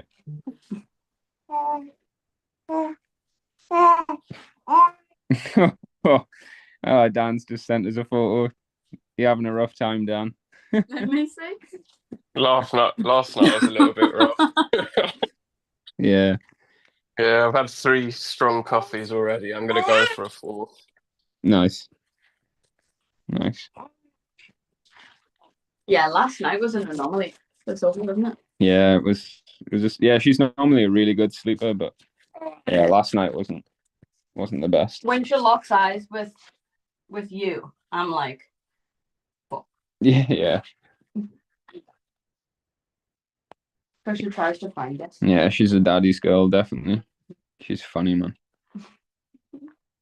I'm like trying to like not look at her, and then it's like so funny. I can just see her like, because she's so close to your face as well. It's just like a big head just like moving in front of my face, and she's just got this ear to ear smile. And then, like I say, I look at her, and she just does this little squeal, and it's so cute, so funny. Yeah. All right. So yeah, we'll have a look at Amos here. So Amos chapter 1, verse 1. The words of Amos, who was among the herdmen of Tekoa, which he saw concerning Israel in the days of Uzziah, the king of Judah, in the days of Jeroboam, the son of Joash, king of Israel, 2 years before the earthquake. So, pretty curious little detail there. Yeah, I know You know, some geologists and geotechnical engineers have tried to date that earthquake. There's a number of reports online, academic reports about it, but it's kind of a plus or minus exercise. right? Yeah, yeah. I mean, I suppose you could look at the when Uzziah was the king of Judah. That probably, but I suppose if he reigned for a long time, it might not be very specific. But something that I always think is like, I wonder if that's, you would think it's probably going to be prophetic of like the sixth seal earthquake, you know? Because if this is 2 years before this earthquake, then maybe there's something, then the punishments that he's prophesying to these cities and nations. I would imagine all of the cities and nations is like going to be the many nations within one nation, like in Mystery Babylon, I So think so, obviously, yeah. Just because that end of verse 2, shall wither, makes me think of the Isaiah 40 as well, and Isaiah yeah, 28. yeah. Because obviously, like physically, you can make the point of like clearly America is Mystery Babylon because it literally is like a multitude of nations within one nation. It's like it's a country of immigrants. Um, but like like the physical is always matched by a like far more important spiritual. So like yes, America is literally a nation of many nations, but when you're reading like in the Torah and in the prophets and stuff like that, and it's saying, like don't do what the Perizzites did and the Girgashites did and the Amorites and the, all these ites and the Moabites, the list just goes on and on. All of these nations were obviously ancient nations and they were committing these sins, but then the sins that they were committing are now in the spiritual form being committed and pushed around the whole world by Mystery Babylon. So, like obviously, just to make a point, like, this whole like serpent seed or BHI doctrine that people have where, they're going around and they're, like it's just complete racism, but they'll be saying, oh, well, scripture says have no fellowship with the Amorites. And I think that this race group is the Amorites. So, they're going to go to hell. It's like that is just the most carnal, like stupid way of looking at scripture. Like just completely going to the letter, looking at it completely like fleshly. Whereas like what you're actually supposed to pick up on is the sins that they were actually committing, which oftentimes was like child sacrifice. And then you're supposed to look at, okay, well, what is the spiritual child sacrifice that's being committed in this generation, which is obviously Christmas and Easter, and then it's Mystery Babylon that's pushed that to the four corners of the world. So, when it says here 2 years before the earthquake, I'm thinking, okay, so is this sort of prophesying of Mystery Babylon, like just before the great and terrible day of Jehovah? And I would say pretty confidently that it will be, So, Yeah, that's a I know. nuts detail just to chuck in there. Like you're supposed to notice that, right? Uh-huh. Because then later on, Yeah, he's talking about the day, like, "Woe to you that desire the day of the Lord," right. and the day of the Lord includes an earthquake in Revelation 6, right? So, yeah, that's Right. pretty cool.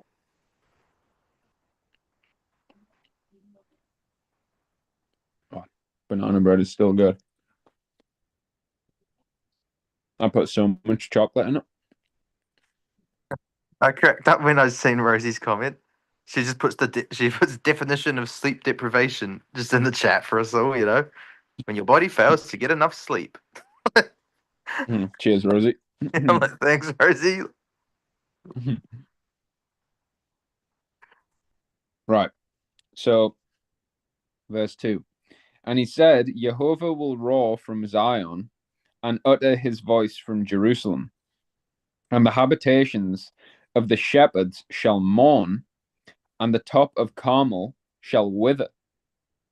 Like, that is just like so prophetic. That's crazy. Jehovah will roar from Zion and utter his voice from New Jerusalem. Okay, well, when he utters his voice, that's Isaiah 52. That's Isaiah 62. Then they will know that it is I whom speaking, and what he whispers in your ears, you shout from the rooftops. Because the habitations of the shepherds, that's us, shall mourn. Blessed are those who mourn. See what I mean? Like, this isn't like you got to read this spiritually, people. Oh, I was thinking it was like it was a bad morning because of judgment that's coming in. It was the bad shepherds.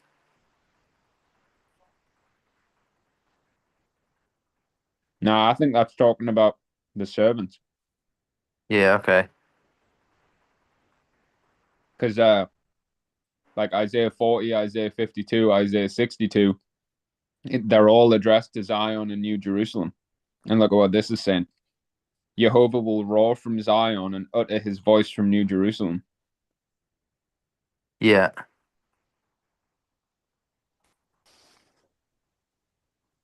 What made you think that it was a bad morning? Oh, just because like the rest of it, about the for 3 transgressions and for 4, it's like a lot of judgment and stuff. But you're probably right, yeah. Well, that's probably us proclaiming these judgments. Like he's setting it up, Right. God's going to roar from Zion and utter his voice from the servants, New Jerusalem. And this is what they're going to utter for 3 transgressions and for 4, all the way through, Yeah, yeah.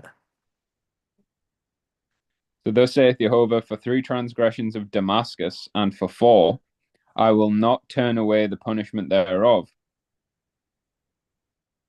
The punishment seems to be added in all of these as well. So it would really be, I will not turn away thereof, because they have threshed Gilead with threshing instruments of iron.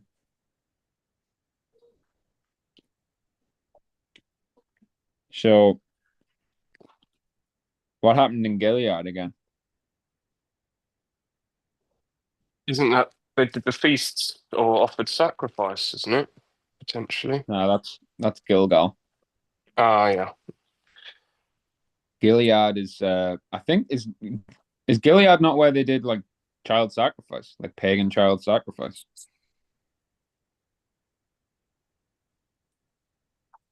Because I'm sure we've done Yeah, this. you Oh wait, could no, be maybe it's right. Gibeah. I always get Gibeah and Gilead mixed up. Having a look.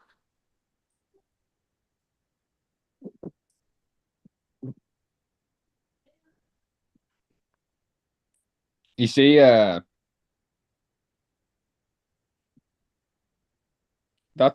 always like thought this about Amos. Like you've really got to like understand, like Numbers and the Kings and the Chronicles and Samuels to like really get what this is talking about, because it's like all of these things are referencing things that went on in the Old Testament.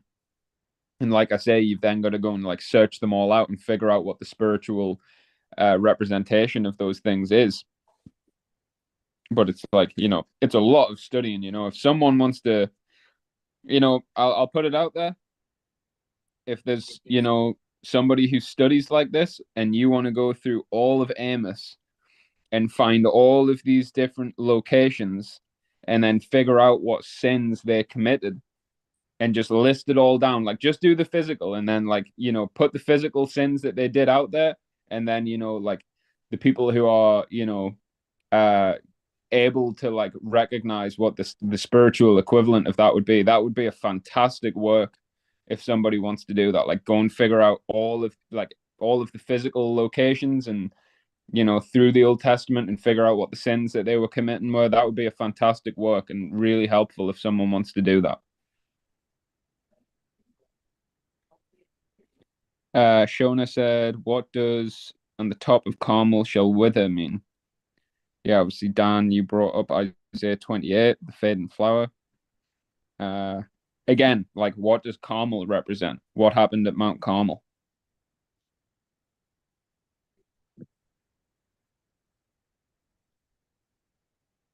Unless, like, do we do it now? Do we like, or do we want to like deep dive into Amos and like start figuring out what happened in these places? Or I don't think. I mean, I don't think we really could do it now because there's true, so yeah, much. Like I've been skimming. You know, you click it in eSword and see all the occurrences of these places, and there's like a million of them. Because the right, first, yes, normally you go to the first one, right, and then that's kind of your thing. But that doesn't really work for stuff like this because it just shows up in like Genesis. Like, so yeah, then they went there.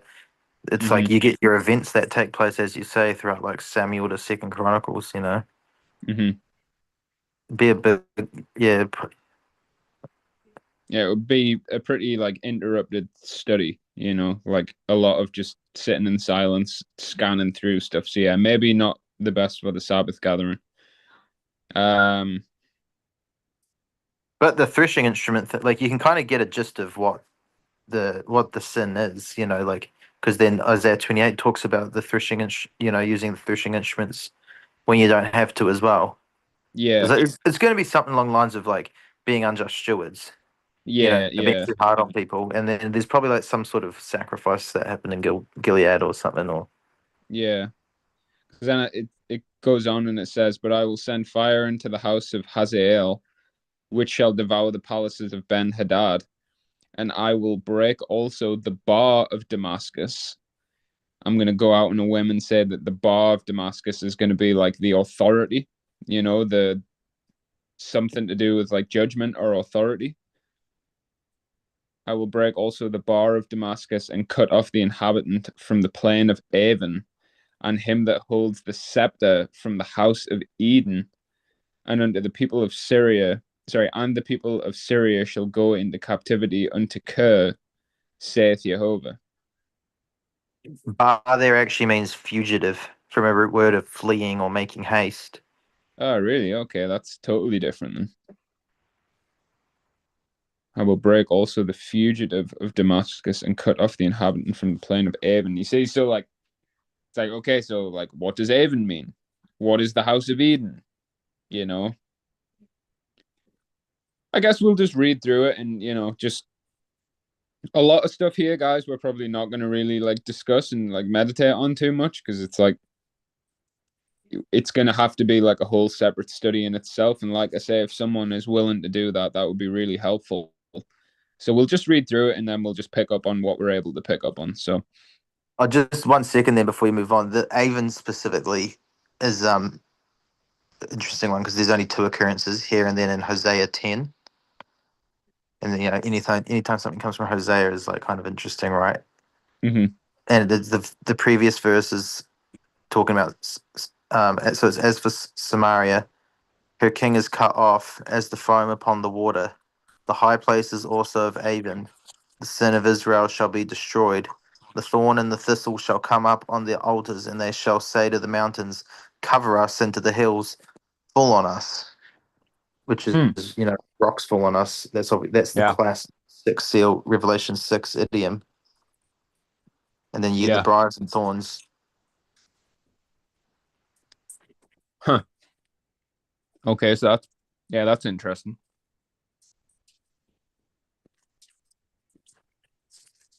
So then, straight into verse 6. Thus saith Jehovah, for 3 transgressions of Gaza, and for 4, I will not turn away the punishment thereof, because they carried away captive the whole captivity to deliver them up to Edom. But I will send a fire on the wall of Gaza, which shall devour the palaces thereof.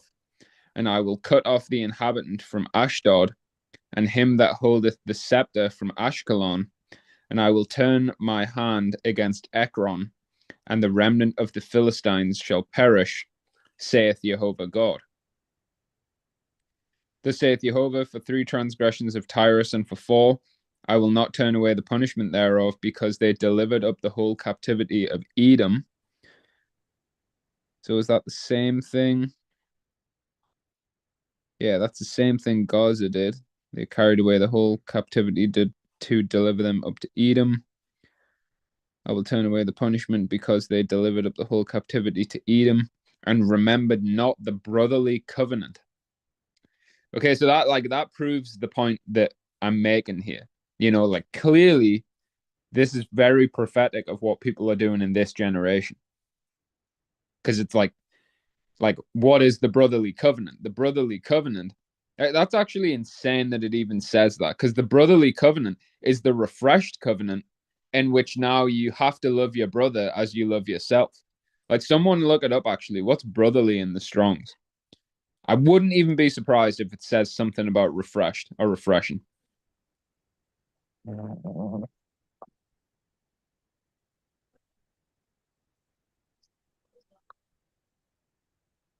something about judgment, or something to do with the royal law.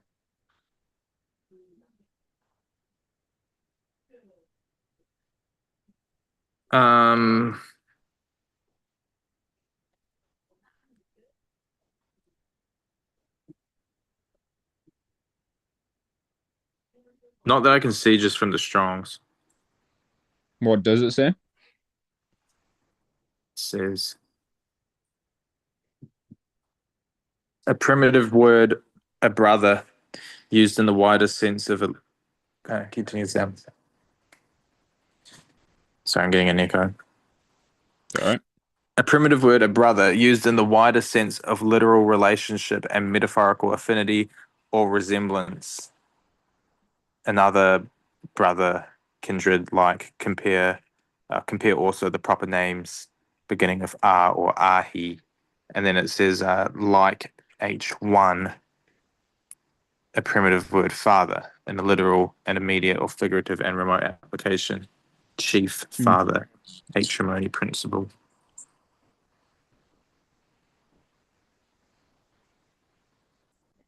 Okay, so the Septuagint says, and remembered not the covenant of the brethren. Wow. Which, but you, brethren, how many times have we been reading that recently in Paul's letters and Peter's and stuff, James?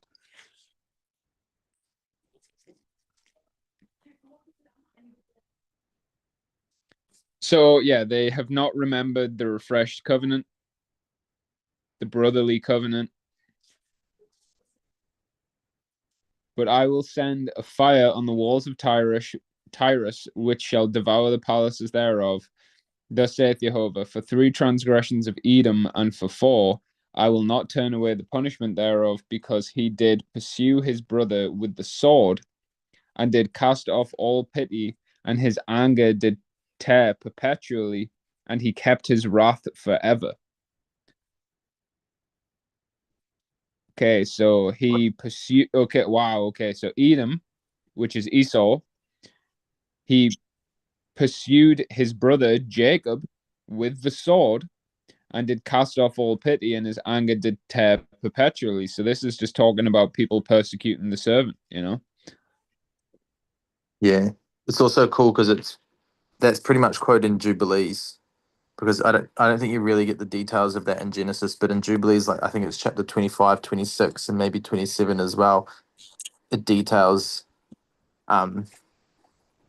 Esau having a good go at Jacob. And that's actually a really interesting read as well when you think about it prophetic and you read those chapters. Huh, yeah, I didn't know that. Just given. Yeah, it's a good read.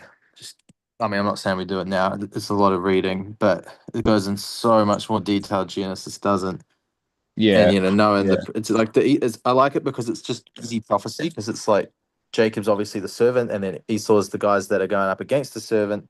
So then you can just read the story and like think about how it's actually playing out spiritually, and it's always like it's like pretty really clear.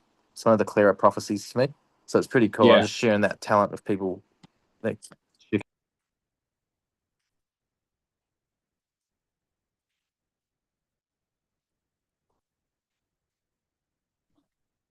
All right, so verse 12, but I will send a fire upon Teman, which shall devour the palaces of Bozrah. So, man, I always forget the scriptures.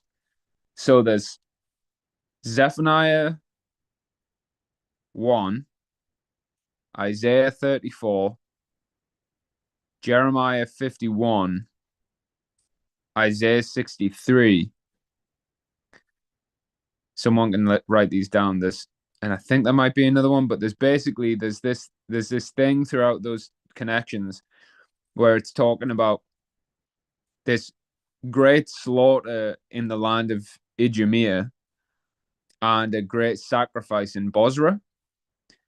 And I think when it's something to do with Bosra, and it basically, the way that it describes Bosra is the exact same way that it describes Mystery Babylon. So then when you look at Isaiah 63, and it's like we got the meat and juice season off of the, Matthew 12, Satan casting out Satan, all that meat about the name of Jesus, that, in Isaiah 63, the opening few verses is Yeshua speaking through Isaiah, basically putting this question of like, who's this Jesus guy that everyone's worshiping?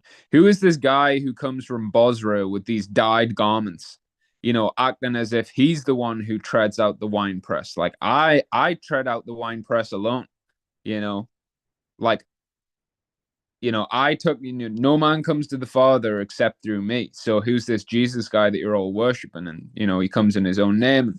You receive him instead of receiving the Messiah. So Bozrah definitely, sorry. So then it says that this guy comes from Bozrah. So, this Jesus character that the whole world is receiving is really, it's just being pushed by Mystery Babylon. Yeah, that's it, Dan. Jeremiah 49, sorry, not 50 or 51. But it leads into 50 and 51 because Of Jeremiah course. 47, 48, 49 are different nations, and then 50 and 51 are Mystery Babylon as a whole. So it really goes with Amos. Yeah.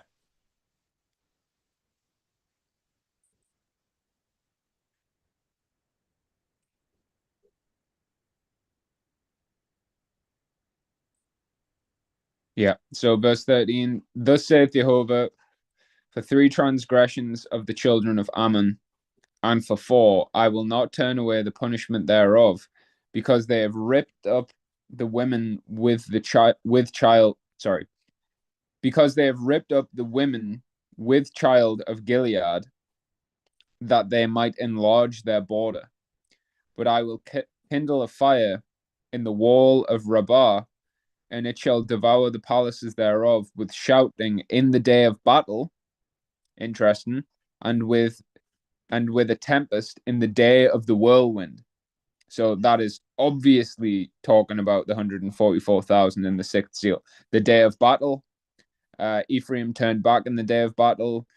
He gives those who listen to him a spirit of judgment to sit in judgment. The tempest is an idiom for the sixth seal, the great and terrible day of the Lord, and the day of the whirlwind is the 144,000 judgment. So, like, not that I'm exactly able to explain what all of the little details and nuances mean here, but like the point that I was making, that this is clearly all like prophetic of this generation, when you see little things like that, that's what I'm talking about. This is showing us that whatever he is talking about here in its specific detail, he is talking about this generation. So again, like you got to go figure out like what happened in Rabat.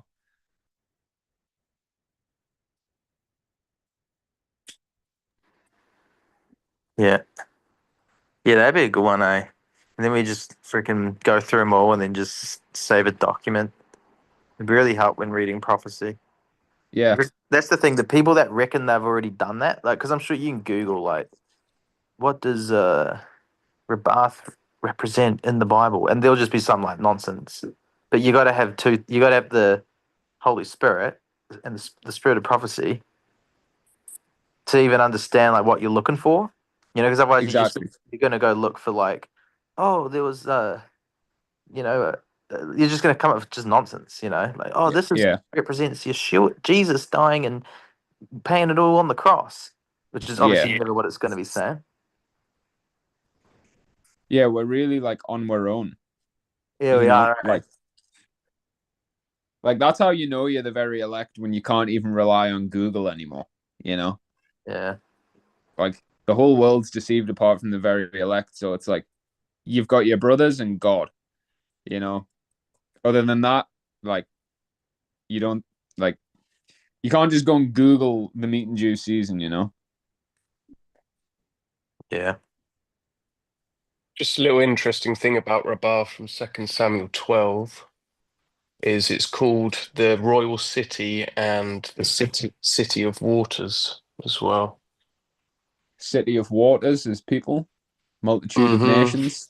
Another nod to Mystery Babylon again. And their king shall go into captivity, he and his princes together, saith Jehovah.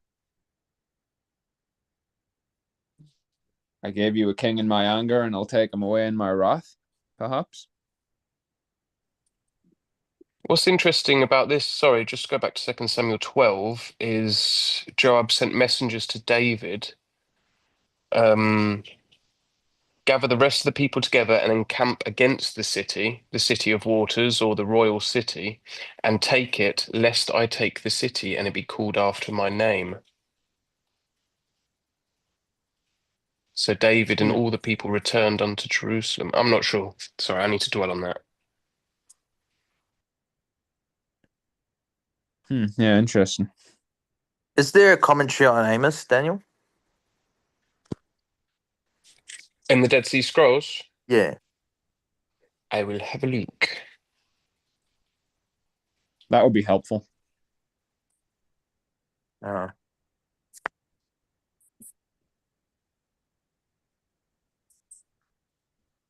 Kayla, yeah, I mean, I know Mark's really been pressing on that verse in, is it, yeah, Hosea 13. I gave you a king in my anger, and I'll take him away in my wrath. And he's, really been looking at that as in Trump, but when it's talking about the princes and whatnot, whether that's like you say, state governors, Congress, like I'm not too sure. Honestly, I'm not too sure. It could be, but it could be some spiritual thing as well. I'm not exactly sure. I can't find a commentary on Amos. Okay.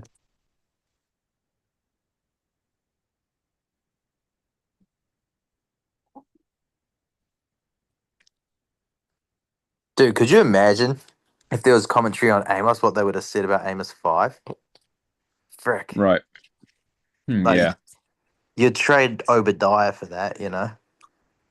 Yeah. Yeah. Yeah. It's like, hello, boys. Yeah. Yeah. Like, okay. So here's another way I can put it. You know that these first few chapters are talking about the last generation, because then you get the 5, and Exactly. it's like he wouldn't have just randomly like changed his tune and being like, yeah, you know, God's going to destroy this ancient city and this ancient city and this ancient city, and it's all just going to be in the past. But woe unto them that desire the day of the Lord at the end of the world. Like, what a random thing that would be to just chuck in there. So he's obviously he's listing all of these like people and all of these sins that they're in, and then he just sends it home, with like and you hate those that I raise up to warn you about these things. You hate them that rebukes in the gate. You desire the day of the Lord. Like, but the prudent, my faithful servants, they will keep silent in that time, for it's an evil time. And then like all the apostles are quoting back to Amos 5. Like how many quotes from the New Testament go back to Amos 5? Like so many, you know. So And isn't it sad that Christians say that 90% of the Old Testament's been fulfilled when it's really like the opposite? It's like maybe 10% of it's been fulfilled. You I know, know, like bro. maybe it's like the prophecy, really the only historical prophecy in there is like the stuff about the house of Israel going captive and, you know, and then I guess like Ezra Nehemiah stuff. But even in there, like it's double. Even the ones that seem like, oh yeah, Exactly. that's a gimme. That's like that's when this happened, and we've got it's an old thing. It's always just a double dip. Like it's also, and then Stephen proves that to you. But he quotes Amos 5. You might say, oh, Yeah. they were already carried away beyond Damascus, right? They went beyond Damascus into the four corners of the world. But then Stephen just quotes it and then changes it to Babylon. That never happened yet. And even when Stephen was saying that, Babylon had fallen it was destroyed 500 years ago. So it's mystery Yeah. Babylon, and he's helping you to understand how to read the Bible, like because then Mhm. you're supposed to see that and go, oh, feel ashamed of yourself a little bit and be like, oh crap, here's me thinking that was an old prophecy that's already taken place, but it's actually he's telling me it's a future prophecy. Wonder how many else there are like that. And then you see Yeah. Revelations quoting, just the book of Revelation alone is quoting 600 prophecies in the Old Testament at least. Yeah. And it's like, okay, this book is actually all relevant, and most of the prophecy, because of course it is, because the end days generation is like kind of like the most important. If you think about all of God's creation, most of the prophecy is about that last generation, which is now 2,000 years after the Messiah died. So why would God be so dumb to like write this book that just, where like the whole first 2/3 of it is just old news, and it was only relevant to people in like one specific generation, like 4,000 years ago? Obviously, that's not the case, and that's just proven by the fact that it's quoted by the New Testament like all the time, like literally non-stop.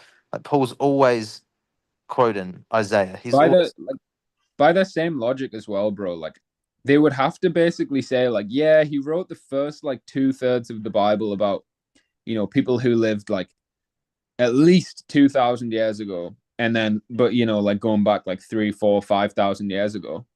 And then like he just left a blank space for 2,000 years. Like he just didn't care about those people for 2,000 years. And then yeah, he just starts writing to us again later.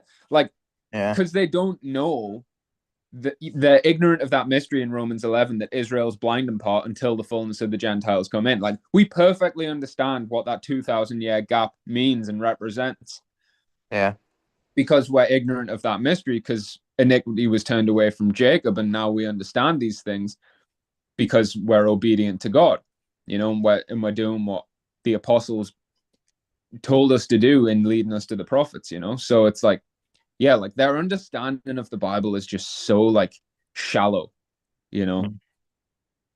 Like it's actually it's really crazy, but it's like it's the same old mistake that Israel have always made.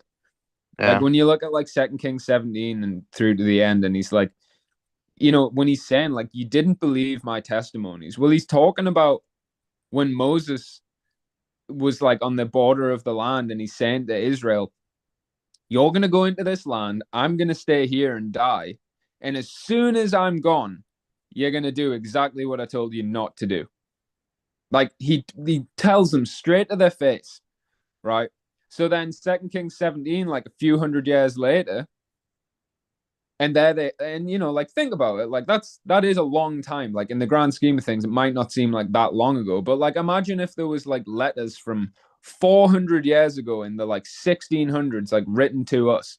We would be like, wow, that's really like important. yeah, But like it's a long enough time that people would also get like complacent. So Moses said that to Israel at the border, and then a few hundred years later, there they are, like with the same mentality that Christians have now, where they would have been like, "Oh, that was for them." We're not. yeah. That's not to us. We don't have to listen. Like Moses wasn't talking to us. You know. That was for the fathers. Just forget about it, you know? And that's exactly what the Christians are doing now. Oh, that was for the Jews. That was the Old Testament, you know? That's not for us. The exact same mistake. The exact same Yeah. mistake, you know? So it's like, and this is the point that I was even trying to make before, that like the sins that these, you know, Bosra, the Moabites, the Amorites, Girgashites, Perizzites, all these people and the sins that they're committing, you like I was gonna say you like praise Yah that we aren't anymore, but the world is committing those same sins. And the Yeah. church that is just, you know, in bed with the world, they're committing the same things. Like it's not just right, he's not just letting you know, like, oh, these people did this. Like he's telling you this is what you're doing. It's a rebuke to the people in the final generation, you know, but they are just like so ignorant of that. It's crazy. Yeah. Dude, when you just said that, how that, you know, and this is, I always talk about this too. The Christians always read the Bible with rose-colored glasses saying anything bad is not them. It's either the Jews, the Muslims, the atheists, whatever. And then anything good is them. It's like, yeah, that's us. That, yeah, yeah, yeah. We like that verse. Okay. And then that's exactly like the letter to Laodicea. Not the apocryphal thing you can find, but the actual in Revelation 3, right, or 2, wherever it is, when they say we are rich and increased with goods and have need of nothing, and then it's quoting Hosea 12:9. Surely there's no iniquity in me that was sin. Oh, that's talking about the other guys, you know, like oh, Wow. it's the same thing as we're delivered to do these abominations, right? Oh, it's not a Yeah. sin. We're all good. Yeah. It was a sin for them, but we can do it now. Yeah. Yeah, kind of wants to ask a question. Yeah. Oh no, just to you. Oh, to me. Yeah. In a sec. Then also because I had a guy freaking tell me this once that Romans 1. I'm telling him about Romans 1. He's like, yeah, but that's just to the Romans at that time. Like there was Right. just something going on, and they'll pull out, you know, ever learning, never able to come to knowledge of the truth. They'll pull out like some other random writing or letter, like, look, see, the Romans, there was this specific problem. They had a problem I with know, bro. Yeah. fornication, and that's what was being addressed there. So it's like I know it's so infuriating. All right, so God wrote this thing and it made the cut into the Bible to just address like a handful of guys that were running around in the first century AD in Rome doing sodomy. No, Yeah. it's not how it works. Yeah, how Yeah, like Paul might as well have put like his like tax returns in the Bible. Like yeah, just a yeah, completely irrelevant piece of information for anyone but like one person, you know? Like why would they put that in there? Like it's just pointless. It's irrelevant. If it's yeah, not for me, then or if it's not for us, then like why do we need to know it? You know, like yeah.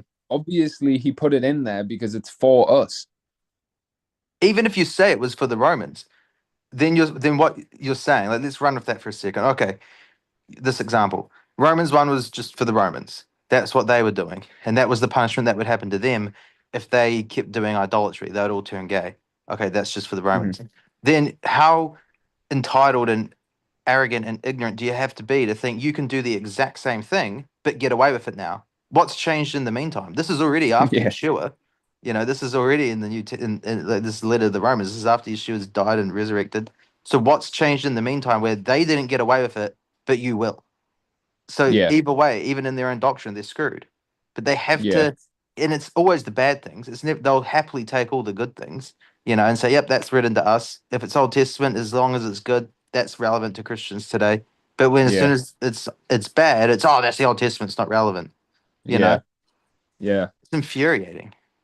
Yeah, I was on a live with Matthew G the other day, and man, it was a bad one in terms of like some of the people and some of the stuff they were saying.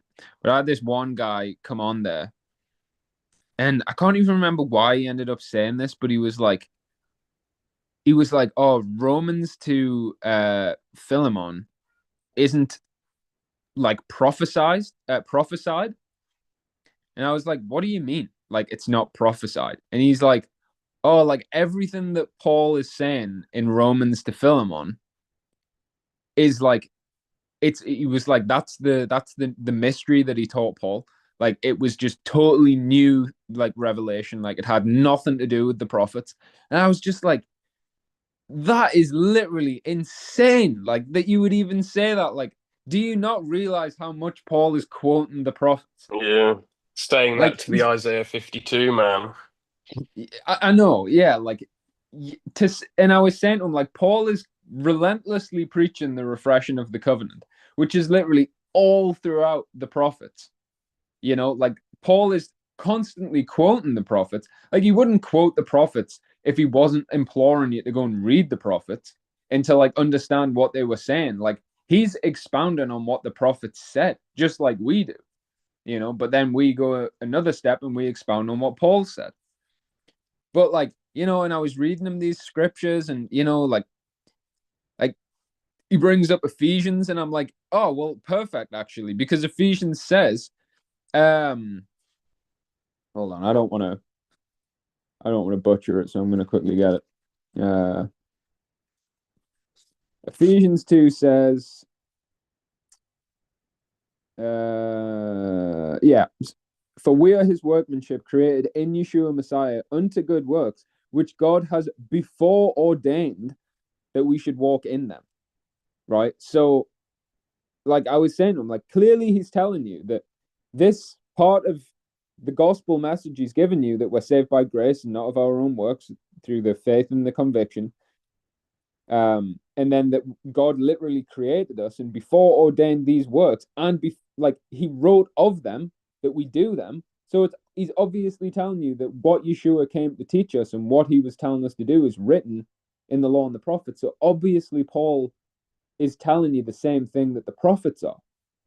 You know, like, and I was just genuinely like dumbfounded that's like one of the doctrines kicking around. Like that's just insane. That is genuinely insane.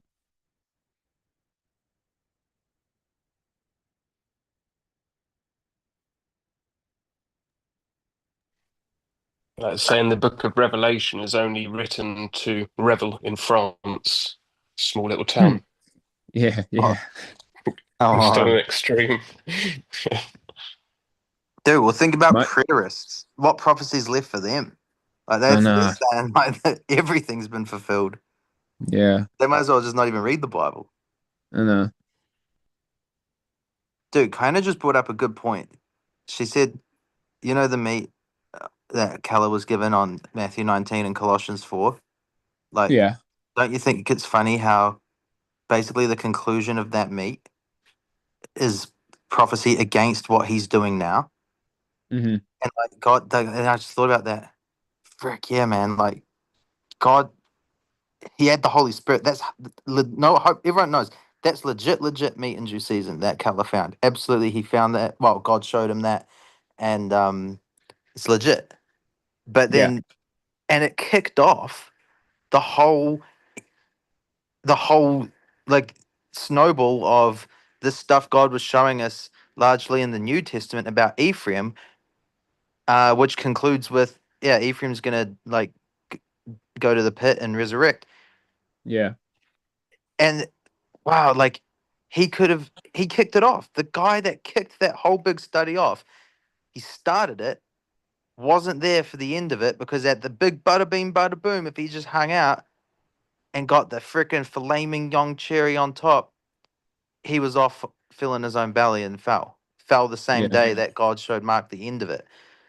It's like, what was that? That's, and I was just thinking about what God was doing that whole time. It's like pretty amazing. He had him prophesy like unknowingly against himself to give us meat in due season that then got like tripled Yeah. in terms of importance and amazement, Yeah. and then wasn't there to reap what he started at the end of it. Freaking I sad, man. know. I Yeah, just it's crazy, isn't it? I didn't even think of that, and I was like, that's a great point. Yeah.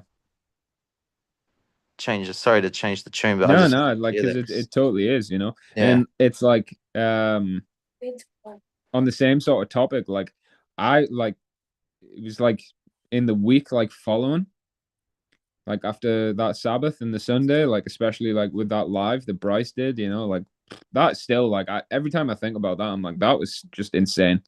Yeah. But like the thing that I was really dwelling on for that week afterwards, and still now, but like, really in quite an intense way that following week, was that like basically, what God did was this thing was like this Joseph thing. It was going on for, it must have been about like 8 months, like a long time. Maybe not 8 months, maybe like 6 months. And it was building and building and building, and it would kind of, it would be put on the shelf, and then it would come back, and there would be a discussion, a rebuke. Don't be presumptuous. Just wait for God to reveal it. Like, you can't contradict what God's already revealed. And it went on and on and on. And then, like, within the same 3 days, these guys, they end up just totally digging their heels in, and they go on this like crazy, like, smiting of their fellow servants, like retarded rebuke, like tangent, just coming up with like stupid stuff like that. Just so many people have said in the past, like classic evil servant remarks, right? And then, like in those same 3 days, God reveals to Mark that the meat and juice season that God gave to Mark was that the meat and juice season is given to the householder who is the watchman. And Mark was appointed by God to be the porter in the gate, the watchman in Ephraim, who raises up the other watchmen. And the meat and juice season is given to those guys.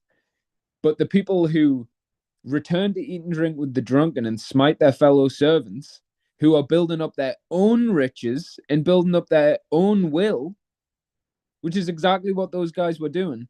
They return to eat and drink with the drunken, so they go into the tribulation, and their pride can only be taken away from them. The iniquity can only be cleansed when they die. And that was the meat and juice season that God revealed to us, as those guys were to the T doing exactly what the meat and juice season says that they're going to do.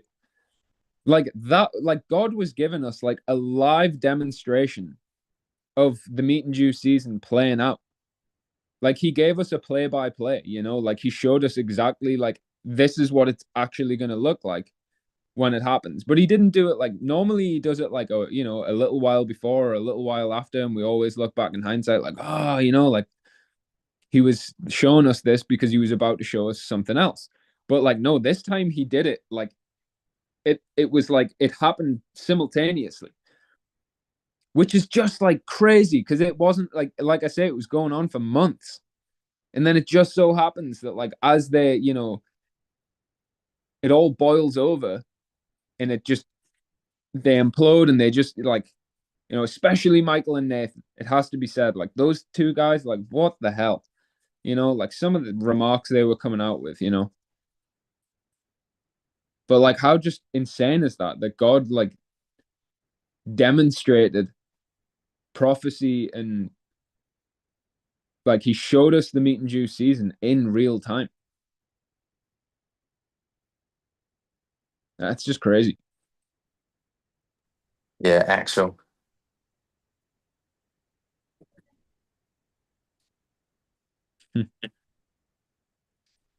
Oh, but it sucks though, man.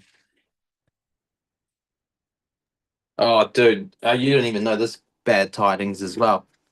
Suspicions confirmed on USA Andrew. He posted a photo like at the Catholic church of his wife and his baby, like all dressed up as a proper Catholic guy. Uh, Yeah, and his like he changed his like cover photo on Facebook to like one of the saints being crucified, which there's like and all this like Greek Orthodox freaking scripting and what is this on? Facebook. Wife covered in makeup, and he's like just holding her hand, all happy at the Catholic church. Fuck's sake. Like that's a sucker. That's everyone should see. Like that's 100%. It's so clear and plain as day what happened. He immediately received the word with joy. This is the parable of the seed, so a live example for everyone. Remember, USA Andrew, he was like, wow, oh, thanks, this is great. He loved it. He did the death, burial, resurrection document. He was in every space, but he wouldn't really get to work. He was being persecuted by his wife the whole time, as promised would be the case in Matthew 10. couldn't hack it, loved his wife more than he loved Yeshua, and then because he wasn't grounded in the word, he began to have doubtful disputations. He started messaging me, and at the time, frick, I didn't sniff it out as well as I should have. But he would message me stuff like, "Oh, the early church fathers say this. Oh, the Catholics say that Titus didn't fall and that he actually went on to do this and that. Like, how do you? What do we do? What do we say about this?" But I thought he was just like asking questions. Like maybe he was rebuking someone and he ran into this and he wants to know how to answer it. But it was really doubtful disputations because his wife, basically it boils down to this. He would be sitting there and he's like, okay, I can just go back to the Catholic Church and my wife will be happy. I'll be at peace at home. I'll stop getting yelled at. I'll stop getting attitude. My kids will come back. Or I can keep being a follower of the way and my wife's going to divorce me. She's going to take the kids. I'm going to get, hard time all the time. And he just gave up because he wasn't grounded in the word. Though he received it immediately with joy, his faith was built upon what, people had told him, because and I can say that confidently, even though I've never met him, because if you were grounded in the word, you'd never fall. You wouldn't do that you wouldn't fall in that way. You can be grounded in the word and fall because of covetousness and other things. But for that specific seed in the parable, if he had been convinced of these things that he was preaching from the Bible, because God had showed it to him and had verified these things, no matter what sort of level of persecutions came, you wouldn't just go back to your vomit like that so obviously. So he's just he loved his wife more than God. So sad. And actually, no, he didn't, because the most loving thing he could do for his wife would be to continue to fulfill the royal law. That's how he would save his family. As he actually did the most hateful thing that he could have ever done. Yeah, I was going to say he actually hates his wife and his daughter. Yeah, it's sad. Ugh. Yeah, I just saw that photo there. That is like,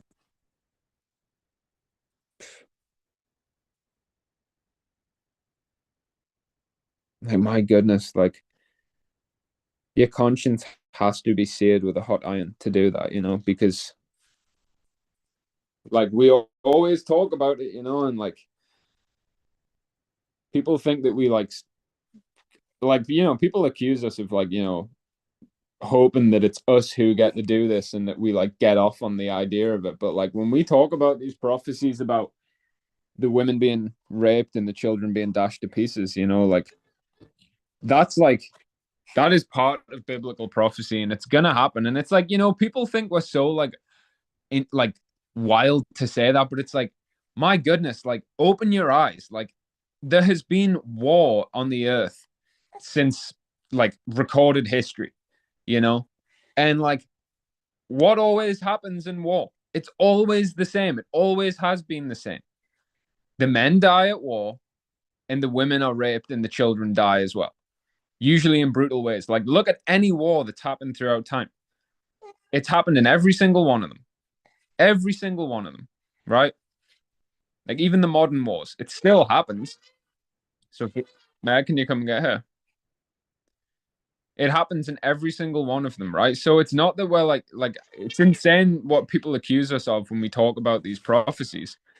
But the fact of the matter is it's like it always has happened. So what would make you think that it isn't going to happen in this generation? It's just that people, the house of Israel, when it's really like the prophecies are primarily focused at like the Western like Christian church, like America, Canada, England, Australia, New Zealand fall into it, and Europe as well. But like really, it's America and England. Like that's the because that's like where this Christian church is really like spawned from, and it's Ephraim and Manasseh, right?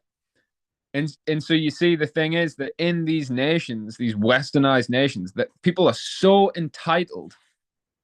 They're so entitled and they're so selfish that they think like, oh, but that won't ever happen to me. I sit the queen. No harm will come to me. I won't know the loss of children or widowhood. Like it's right there that they're gonna say that, right? And it's like you see it. Like I don't know about anyone else. I see it playing out all the time. Like, I remember overhearing a conversation in the kitchen at work, and one of the chefs, like, it was when like all the Palestine stuff was really kicking off, and like it's like all this footage of like these kids like dead in the rubble and stuff like that from bombs and stuff. It's just horrific. And then like there's like this Muslim girl who used to work in the kitchen and she left, but she's posting on Facebook, this is a war crime, this is an atrocity, like we have to do something about this. And like one of the chefs at work, he's like, oh, she just goes on and on and on about it, and she, like people will say to me like, oh, do you not care? And like, and he was literally like, and I'm like no, honestly, like I don't really care, like it's not my kids, it's not happening to me, like it doesn't really bother us. And it's like that's a pretty like standard, like not that many people will just come right out and say it, but that is generally like what's going on in people's hearts. And it's because they don't think that it would ever happen to them. So like if it's not going to happen to them, they don't really care. But when we go on about these prophecies, as horrific as they are, and I take no delight in talking about it and mentioning the fact that it's going to happen, but it's like, it's going to happen. So how can Andrew, knowing at one time that this is going to be the fate of people who reject the righteousness of God and reject the word of God, that that's what's going to happen to them, and he is just willfully subjecting his family to that, like it's evil. It is complete evil.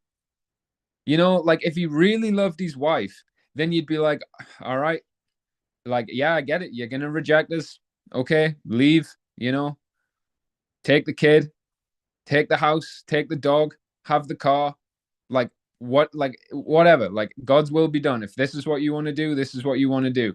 But you would know in your heart that you were protecting her from what is coming, and that at some point down the line she would realize that and be very thankful that you did that, and she would feel great shame.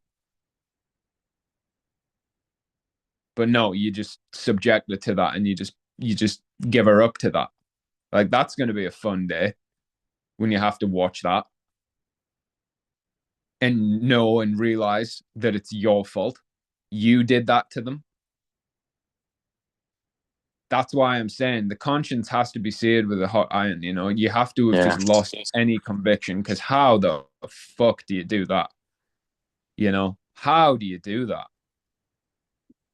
Every single day, I think about the fact that, like, it's like, I know Meg's like strong. And if I fell, like, I don't think that she would just follow suit. But like, just thinking about like the possibility of me like being the, subjecting them to that and putting them through that because I'm a retard and I rebel. Like, if that doesn't like send shivers down your spine, like, and just, like, oh, that's the most horrific thing. Like, you can't imagine something worse than that. And to know that it's in your control as to whether or not it happens. In Andrew's position, it was in his control. He had a disobedient wife who he could have sanctified. He could have had the Isaiah 65 blessing put onto them. He could have done it. Yeah. He chose not to. Yeah, and the First Corinthians 7 blessing, where it's even more plain, like freaking. So people in the comments like saying, "Oh, who's fallen?" This is everyone who's fallen, because you got to mark them, right? So everyone knows. Danny Boy, Keller, Michael, Australian Nathan, American Andrew, and Marshall.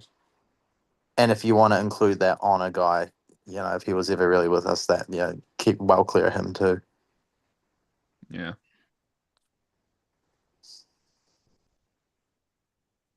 Yeah. And of that list, the most, if you wanted to get hopeful, the only one that I've got hope for at this point is Keller, because he's just likewise. simply just because he's been quiet. He hasn't said a peep, which is better same. than smiting. Yeah. Yeah, you can only hope that he's, considering what's being said and considering the meeting.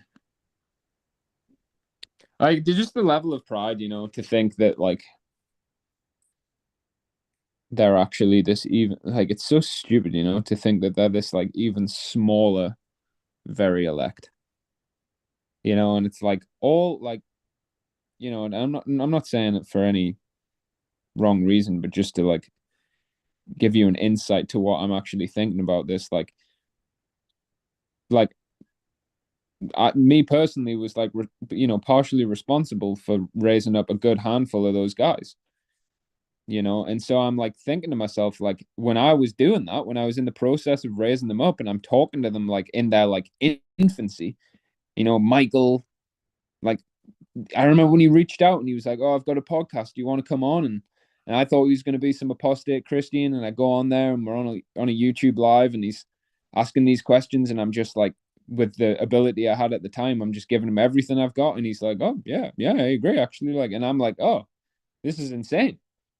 Like I thought I was just going in there like all guns ablazing, rebuking, you know, but he's listening, and he said a few like wonky things, and I corrected him, and then you know we ended up talking for a while, and he, you know, eventually started gathering with a group, and I'm teaching them about the evil servants. I always talk about that. I always talk about the fact that like people come and go. So like, are you in or are you out? You know, like are you serious about this? Because if you're not serious, you're not going to make it. You will not last because people come in and out all the time. And I always let people know about that. I did the same with Keller.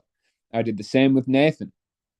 And I'm telling them like people like don't have what it takes to like cut it, you know, like people just cower out, they flake off, they get prideful, they think, you know, like they don't want to be part of the group, so they find some way of getting out, you know.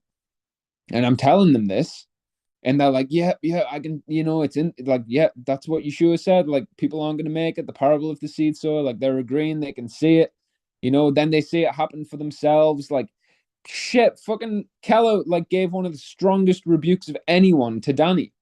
And now him and Danny are like buddying up over this Joseph thing. I'm like, how do you not Yeah. see what's going on? You know, like, how do you not see it?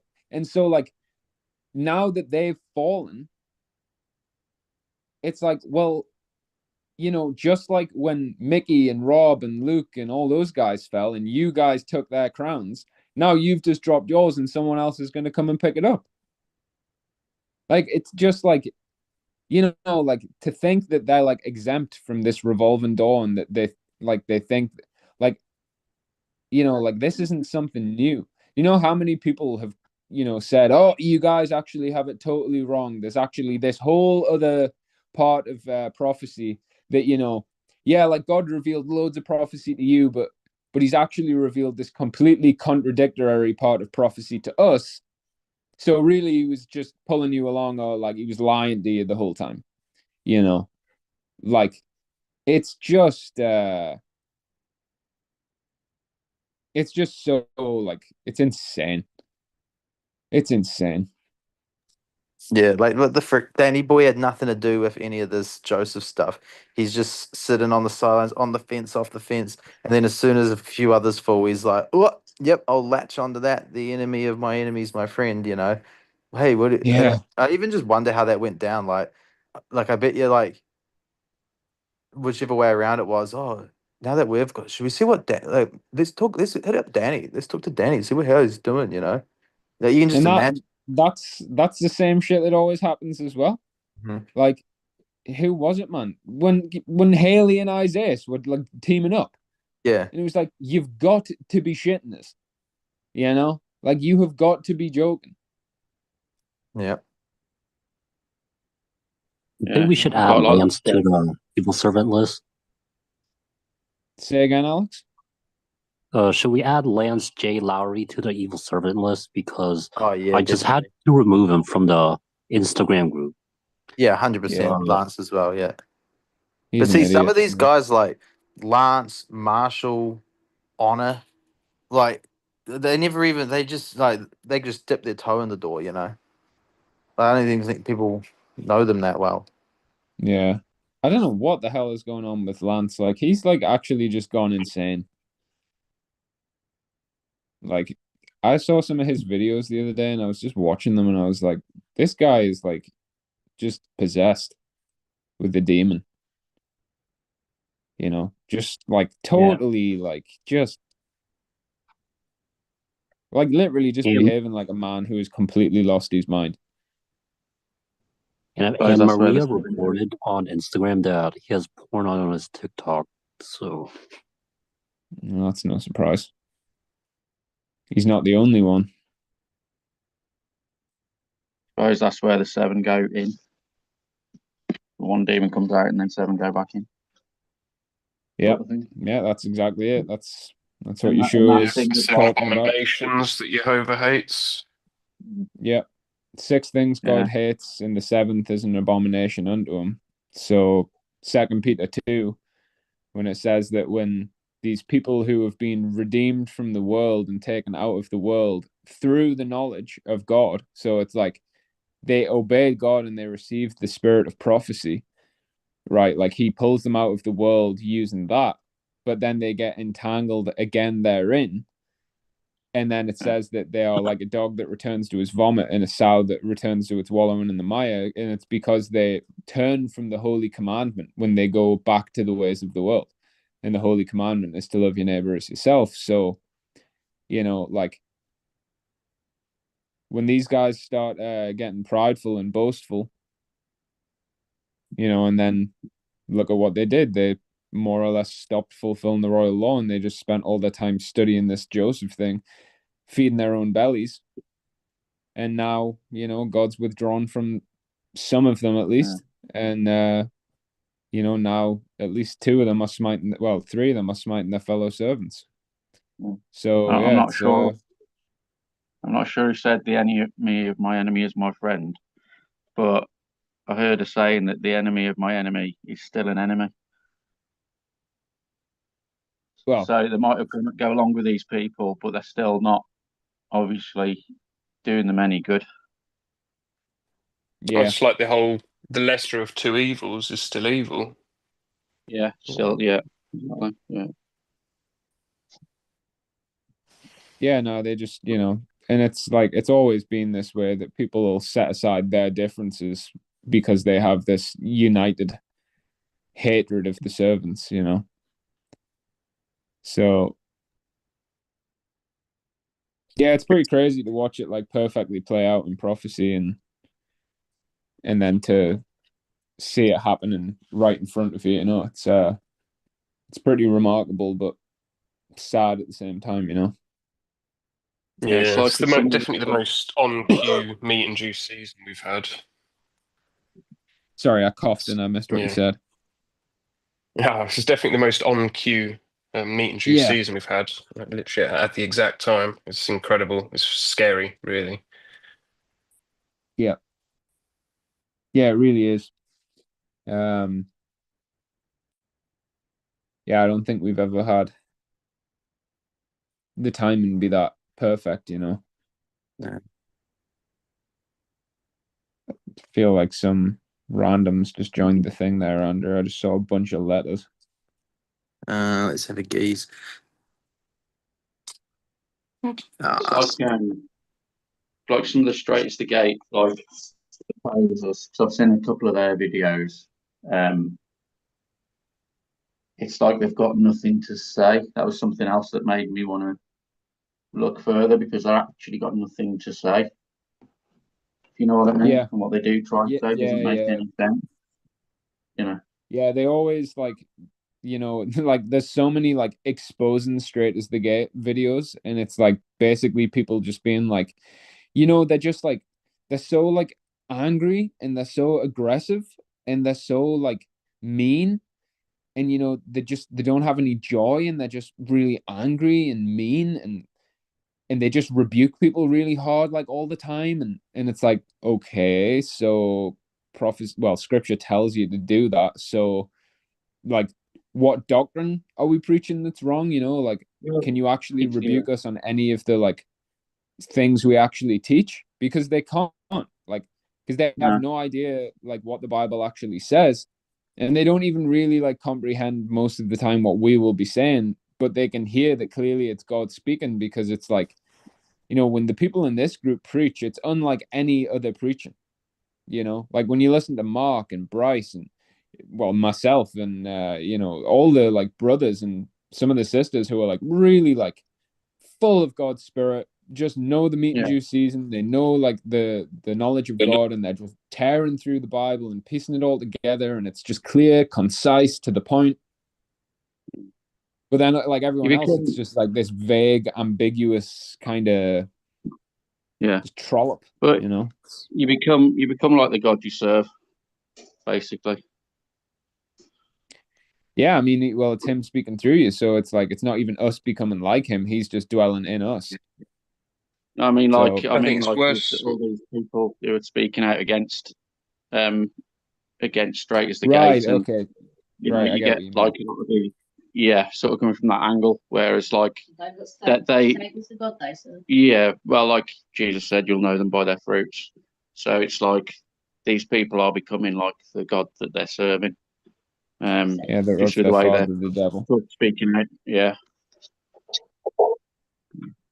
Yeah. It's worse than what you said, Matthew, because 2 Peter 2:21, they turned from that holy commandment, willingly walked after that commandment. They did know the Bible, a lot of them. Yeah. And then they go all potty head, potty mouthed. But that's the thing, because worse than before. Yeah. Have you seen any videos from these geezers after they fell? Nah. So Yeah. okay, they're the very, very, very elite group. Okay. They're the very, very elect. Why have then no one's fulfilled the royal law? How can it be 2 weeks you don't say a peep? If Matthew didn't make a video or do anything for 2 weeks, I'd be freaking out. I'd be like, oh, he's fallen. What's he doing? Yeah. It's insane. Yeah, they think the special Joseph group doesn't have to do the royal law. Well, it's even one further than that, Andrew. Not only have they not made any videos, they're deleting their videos. Yeah, they're deleting videos. Wow. And we brought up that guy who, even commented on one of Nathan's videos and was like, "Oh, like I was really like learning from these videos. Where did they all go?" Like, is that not Lost the sheep perfect looking for the fulfillment? truth. Exactly. I took the words out of my mouth. That is the perfect fulfillment of Ezekiel 34. It's amazing that we started today with the talents as well, mentioning the parable of the talents. They've buried them.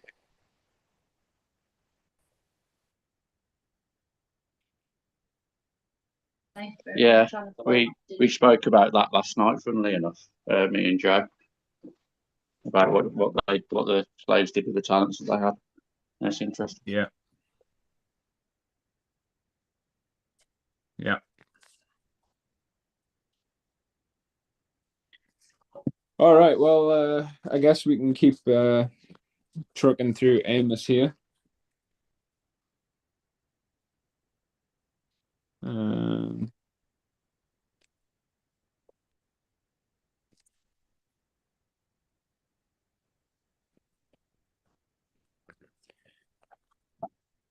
Right.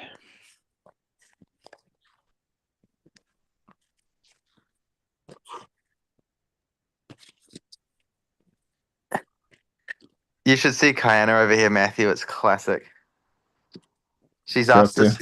She asked for Stella, and she drank like a couple sips, and she never drinks at all, and it's gone straight to her head.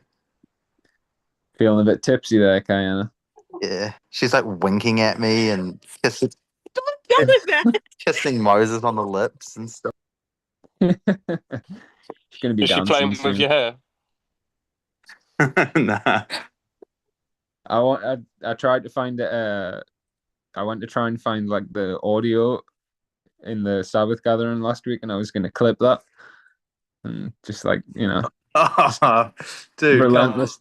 No, I'm still gonna do it. I need Michael to do it. Is Michael here yet? That's a job for him. That find that bit where Andrew was like, "Oh, darling, would you? It would be so nice if you could play with my hair." Yeah, Michael's here. Go on, Michael. Pick off Michael, dude. That was funny. That's classic. Right, so Trying to remember where we were. I think we were at.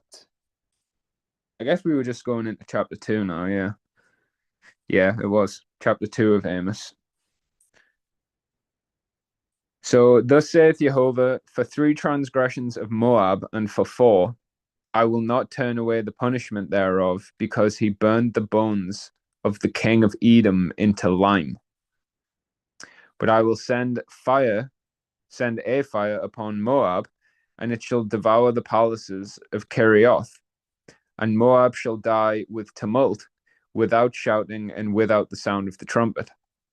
And I will cut off the judge from the midst thereof, and will slay all the princes thereof with him, saith Jehovah. Thus saith Jehovah, for 3 transgressions of Judah, and for 4, I will not turn away the punishment thereof, because they have despised the law of Jehovah, and have not kept his commandments, and their lies caused them to error, and caused them to error after the which their fathers have walked.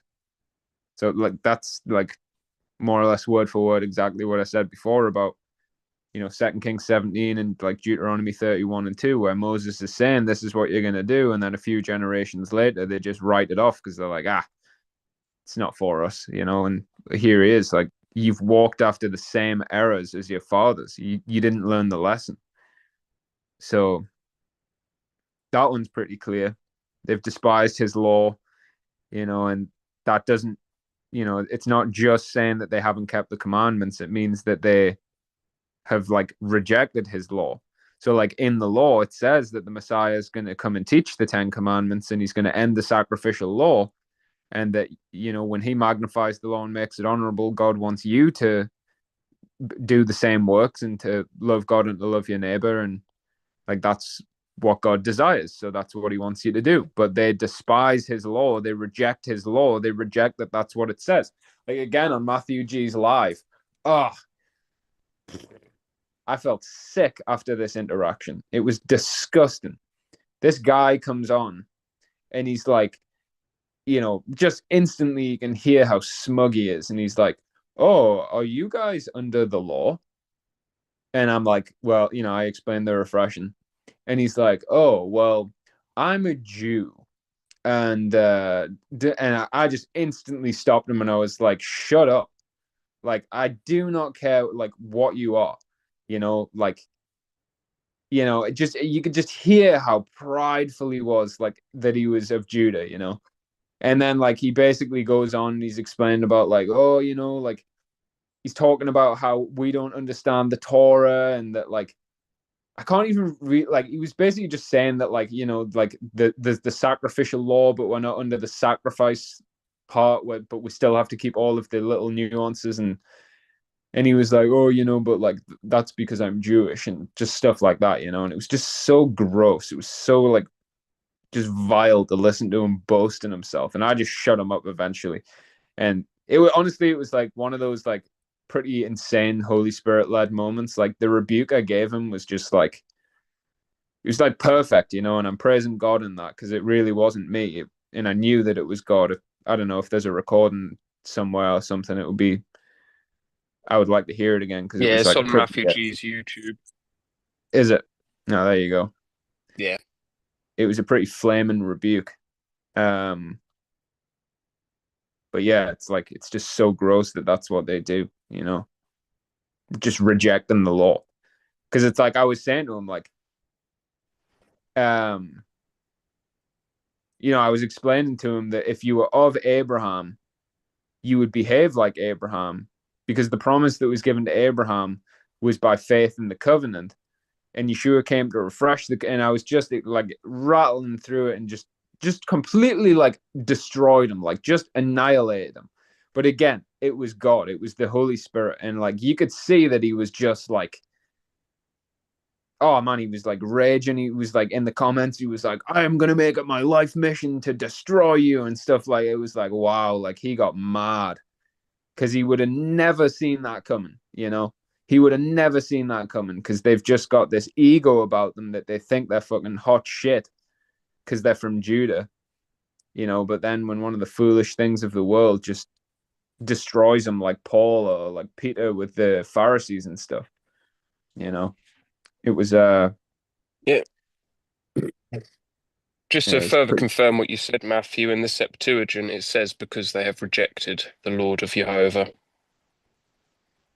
Oh, there you go. Yeah, yeah. Mm. Okay, so verse 5, but I will send a fire upon Judah, and it shall devour the palaces of Jerusalem. Thus saith Jehovah, for 3 transgressions of Israel, and for 4, I will not turn away the punishment thereof, because they sold the righteous for silver, and the poor for a pair of shoes. That pant after the dust of the earth on the head of the poor, and turn aside the way of the meek. And a man and his father will go in unto the same maid to profane my holy name. And they lay themselves down upon cloths, laid to pledge by every altar, and they drink the wine of the condemned in the house of their God. You know, the wine of the condemned is definitely going to be the wine of fornication that Mystery Babylon causes the whole world to drink. Sounds like the Eucharist as well. Yeah, you know, you could definitely see that would be involved in it. Never even thought about that they do that actually. The house of No. their god Baal, isn't Yeah, it? in Jesus' name. Yeah, that bit about the like they go into the same maid, that is because again he's saying that they profane his holy name by going into the same maid. So like it obviously is spiritually talking, you know, it's talking about like spiritual fornication there. It's not like talking about like physical fornication. So whatever Got that, to be Jezebel made me think of earlier. yeah, causing them to commit fornication. Yeah. I would imagine it's got to have some, obviously it's got to have something to do with Jesus, you know, because that's how the name is profaned.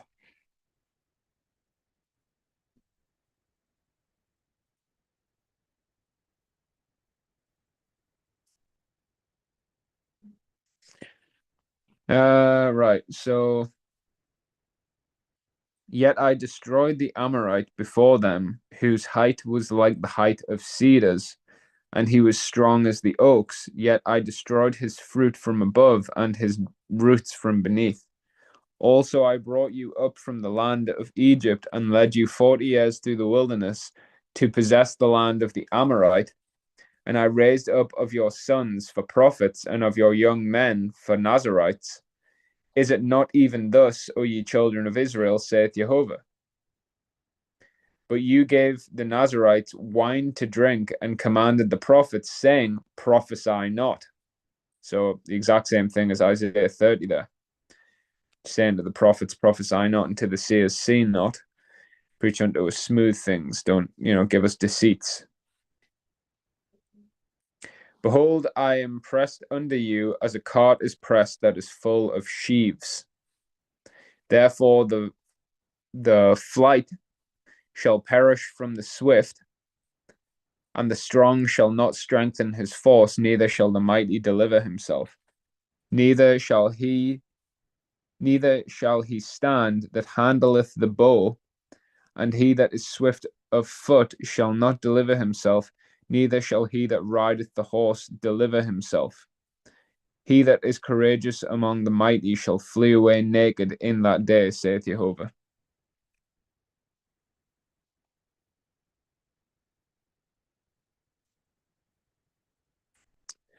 Interesting.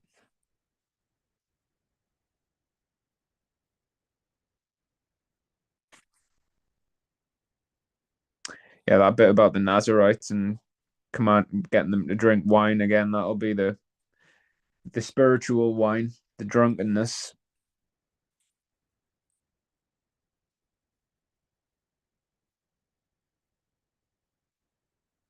Uh, Andrew or Dan, do you fancy reading chapter 3? One of you can do 3, one of you can do 4, and then I'll jump back in for Yeah, 5. I'll do 3. I'll let Andrew have his hair rubbed. Nice. Oh, okay. Sorry, bro. I'm not sorry. Hear this word that Jehovah hath spoken against you, O children of Israel, against the whole family which I brought up from the land of Egypt. So it's all 12 tribes. You only have I known of all the families of the earth. Therefore I will punish you for your iniquities. Can 2 walk together except they be agreed? Will a lion roar in the forest when he hath no prey? Will a young lion cry out of his den if he have taken nothing? Can a bird fall in a snare upon the earth where no gin is for him? Shall one take up a snare from the earth and have taken nothing at all? Shall a trumpet be blown in the city and the people be not afraid? Shall there be evil in the city and Jehovah hath not done it?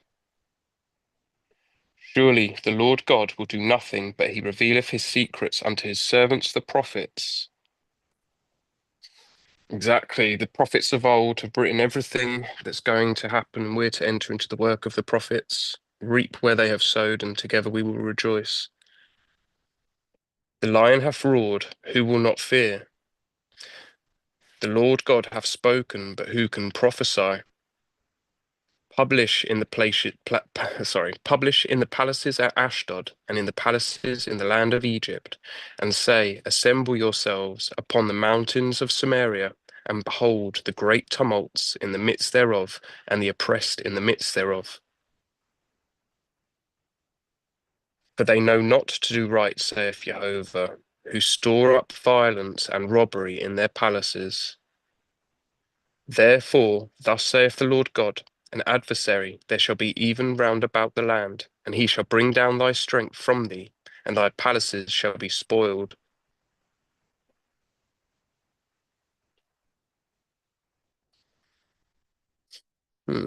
Thus saith Jehovah, as the shepherd taketh out of the mouth of the lion 2 legs, or a piece of an ear, so shall the children of Israel be taken out that dwell in Samaria, in the corner of a bed, and in Damascus in a couch. That sounds like it's going to take one from a city and 2 from a family. Hear ye and testify in the house of Jacob, saith the Lord God, the God of gods, that in the day that I shall visit the transgression of Israel upon him, I will also visit the altars of Bethel, and the horns of the altar shall be cut off and fall to the ground. And I will smite the winter house with the summer house, and the houses of ivory shall perish, and the great houses shall have an end, saith Jehovah.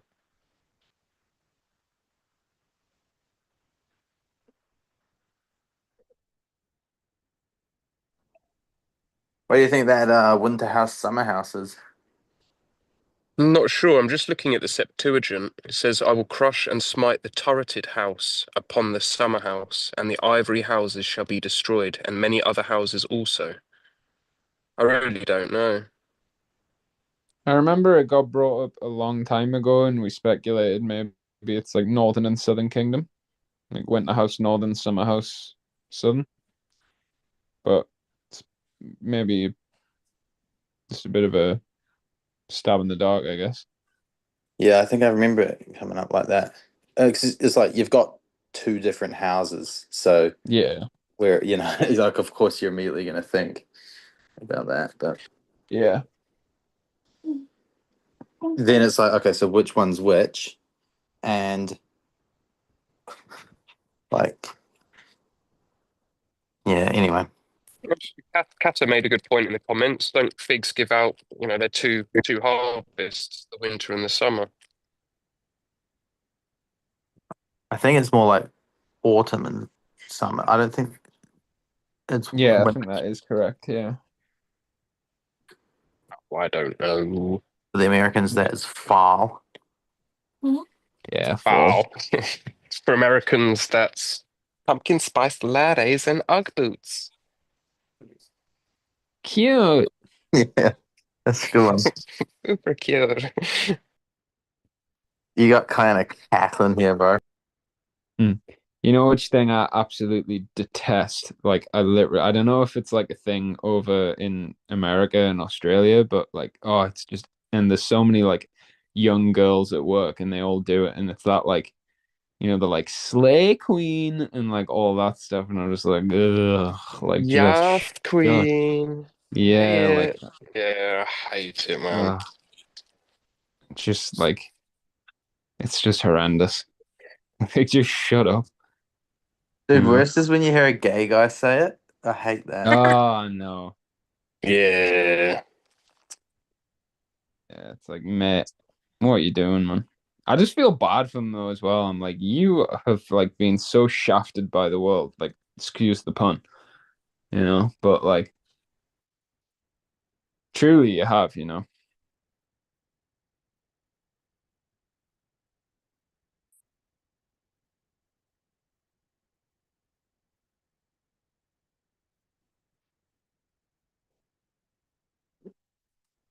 Okay, and that's on the sesh, man.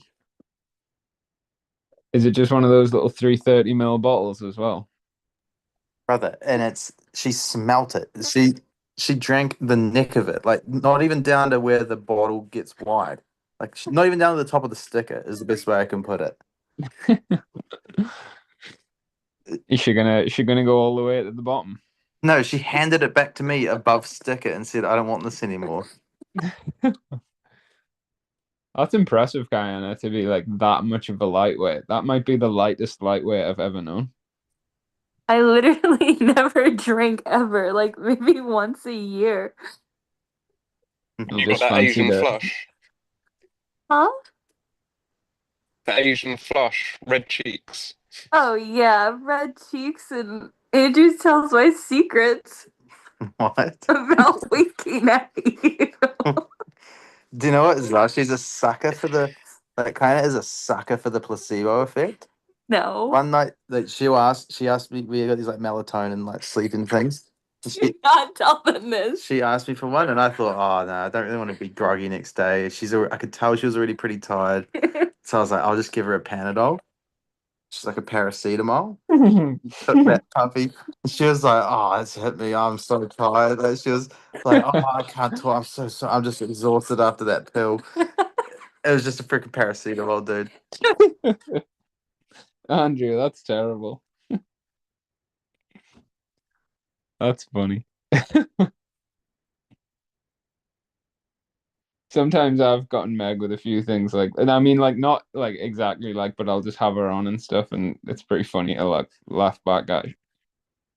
I remember once I had it going for a minute that I was like frozen peas grow like in the Arctic, naturally frozen, like That's a good frozen. one. Yeah, it's like frozen is like their natural state. And like for a second she was like I was like, no, seriously. It was like I was like, when have you ever seen like peas just like grown, Like I was like they're in the snow, They're in the they're in the ice. Dude, I do the same sort of stuff to my wife. So you're like me, just wind her up, eh? Yeah, totally, yeah. I just come up with something and just have her bite hook, line, and sinker. Yeah. Oh, I have a good one. So I was coming to Australia and he goes, you, Get it right. you gotta look at the trees because there's these drop bears. And outside of our apartment, we have this thing called the Valley of Death. So I was so afraid that some bear was gonna drop on me and maul me. I would go outside for like the first 2 weeks that I was here. And my feet finally got here and told me he was just jerking my chain. And I told her I said, no, drop bears aren't true, but there's jump bears and they jump out of the ground onto your face.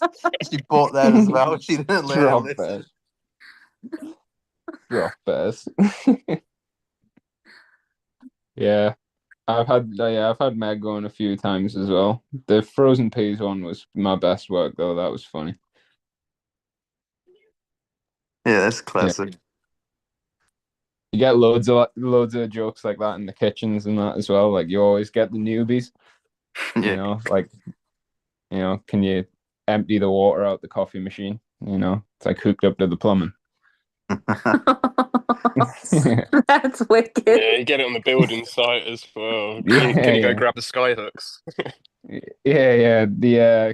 Get some a spare bubble for the spirit level as well. That's a classic. Yeah. A good one as well is sending people to the fridge for chicken lips. That's a classic. That if you like wait until it's like right in a rush, and you're like, quick, we need chicken lips. They're in the fridge, and they go out and they're like scrambling through the fridge looking for chicken lips. Why are Yeah. women so And then they easy to get? bring back the giblets. Yeah. Yeah, that's funny. Well, because I know like Meg always like it's kind of like sweet with Meg because like whenever I do it, she'll say like I trust you so much and like I assume you like know things about like stuff that like she doesn't know about. So she's always like, oh, I just like I just believe you and I trust you that you're like that you know what you're talking about. And I'm like, well, that is like I should probably be careful then, not to like just break the trust, But it's like it's nice though because I don't know, it like I think it's like a sweet innocence, that it kind of shows that they really are just like being led by their husbands. Yeah. It's like when you're younger and you just think your dad's like the man. You're like, oh, my dad knows everything, He just busts out facts and has the answer to everything. Yeah. I always remember when like we would need to go somewhere in the car and he just wouldn't even put the sat nav on. He just knew how to get everywhere. And I'd always be like, man, like, that's crazy. You did that to me. Brake light fluid? You told me to go into that freaking shop that one day and you said go get blinker fluid. And I walked in there like an idiot and I asked them what the blinker fluid was. Yeah, I did actually. And they told me it didn't exist. And I was so pink from being embarrassed. And you were cracking That's a like in the car. everyone knows about that one by now. That's Well, I clearly didn't. I don't Yeah. look at social media for that stuff. Tartan paint is a good one as well. Connor chucked it in the chat there. Left-handed scissors or something. Yeah. Man. Left-handed scissors. A bucket of steam as well. That's another good one. Oh, dude, I got Wyatt. I told Wyatt that in Australia we don't have toilet paper. No, that was Michael. Oh, Michael, That we yeah. only had bidets. And Michael completely believed it. And he's like, how do you wipe your ass? I'm like, oh, everyone's just got bidets. Like, yeah, you can get toilet paper, but it's at these like specialty kind of like American shops and stuff. It's not really around. And he's like, well, what do you do in public? I'm like, oh, the most toilets have a bidet, but like some of the more run down ones, they don't. You just got to like splash the toilet water up into your ass. I remember. And he was shocked. He was freaking out. Like he was fully buying it. With the turd in the water, and Andrew was like, "Yeah, bro." You just flick it to the side, like a little splash. He couldn't believe it. His jaw was dropping. Oh man. Isn't that like the Indians? I don't know. Yeah. That took a right turn real quick. Sorry about that, guys. Am I allowed to say that? It's Muslims. They Don't eat they with well they don't use. I don't know if they use bidets, but they wash their ass and then they only eat with one hand. Ablution. Yeah. There he is. Yeah. Nice try. There he is. Oi. You're That's my speaking stand from as a right experience. now. No, I mean the Europeans have bidets, don't they? It's just, I mean, it does clean the rectum, but I ain't about that life. They have Damn, those in Africa. Yeah. They just have a hole in the ground in Africa, and when you go to like a public restroom, it's literally just like a hole in the ground, and they have like a bar that you like hold on to and squat. And I remember the first time well, never mind, but it was just funny. I freaking walked into a public toilet at the airport thinking, oh yeah, okay, it'll be normal. This was at an airport, mind you. And there was freaking just a hole like in the ground. Like it was like a normal bathroom. That's Yeah. crazy. Yeah, I was like, what am I supposed to do here? Oh, nuts. That's gross.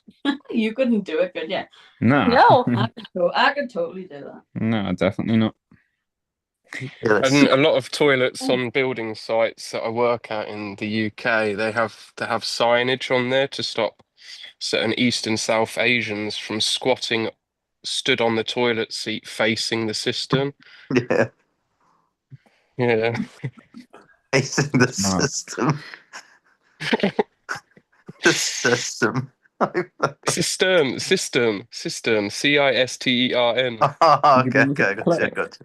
It's very You know, Yeah, scoop some dude. onto the plate. just like, oh, I could load the breads up.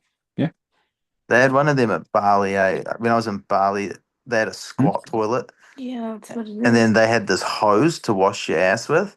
And I remember thinking, like, how many people have freaking put this hose and like accidentally like touched a bit of cheek, and this is a bit grim. But I thought I better do it. Yeah, this And is then the I lost control basically, and then the hose.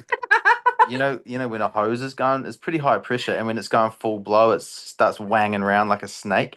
That started happening in my cubicle. It's like on the roof. It's like freaking splurting back in the toilet. Like No, it didn't. no, it's serious. It's like splurting shit water out everywhere. It's like freaking. I come out the toilet. I just eventually got the handle on it, and then came out fully drenched, and then hopped on the Shit plane. water. Oh, Yeah, the airport. yeah. You had shit water on the plate on you. Well, no, not on the plane. This is at the before you go through. You know. Goodness, I can imagine that.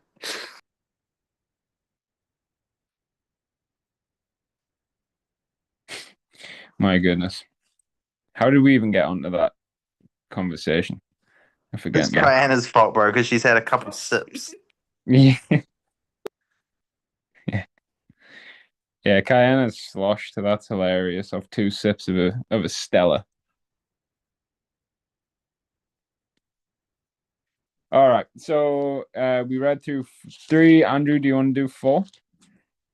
Okay. Yep. All right. So MS4. Hear this word, ye kind of Bashan, that are in the mountain of Samaria, which oppress the poor, which crush the needy, which say to their masters, bring and let us drink. So I think So this wasn't is that Deuteronomy 32, yeah, right? right, yeah. What's the wording in there again? It's something to do with Bashan. Breed of Bashan, right?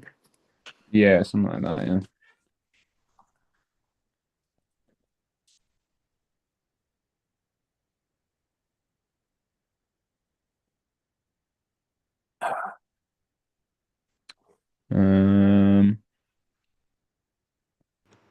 I put it in the chat.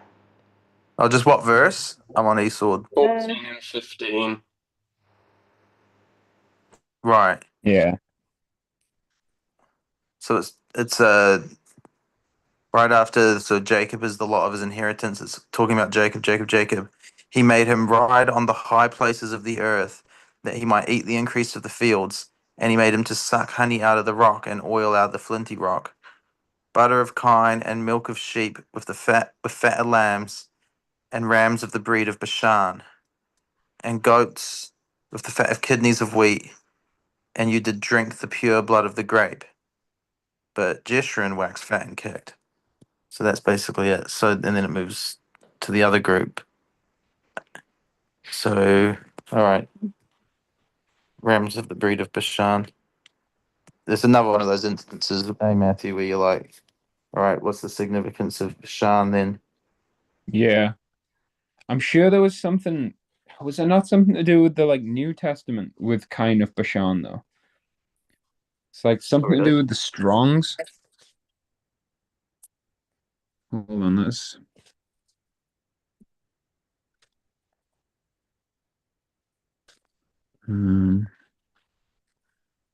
Kine. Is it something to do? So obviously a kine's a heifer, like a cow. Bashan. I don't remember what it was. Oh, nice. Oh, yes. Do you remember what that? On all ends. Do you remember what stuff was about with the kind of Bashan.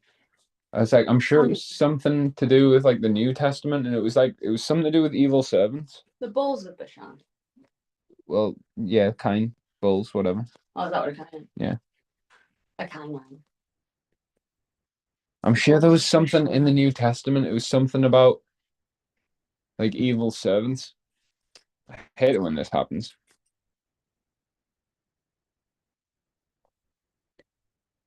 Have you typed in Bashan into the console? I haven't actually. Well, I mean, even when you just look at that start of verse 4, the kind of Bashan, which are in the mountain of Samaria, which oppress the poor, crush the needy, and say to their masters, "Bring and let us drink." Like, obviously, that's evil servants. Like, it's just Isaiah 56. You know, like they don't judge righteous judgment. Same with Ezekiel 34. They like won't go and find the sheep. They kill them that are fed, but they won't feed the ones who are hungry. And then they say, let us eat and drink, for tomorrow will be as this day and much more abundant. They return to eat and drink with the drunkards. So then Deuteronomy 32 is like interesting though, because it's saying that you're going to receive the breed of Bashan as it's like a blessing. Yeah, and then here it's like talking to this group of people, calling them the kind of Bashan, and then it's like the bad guys, obviously. So I think it's just there might be some connection, but I think it's like the same thing. It's not, how Mark always says, it's not the same donkey. Like just because even in Yeah.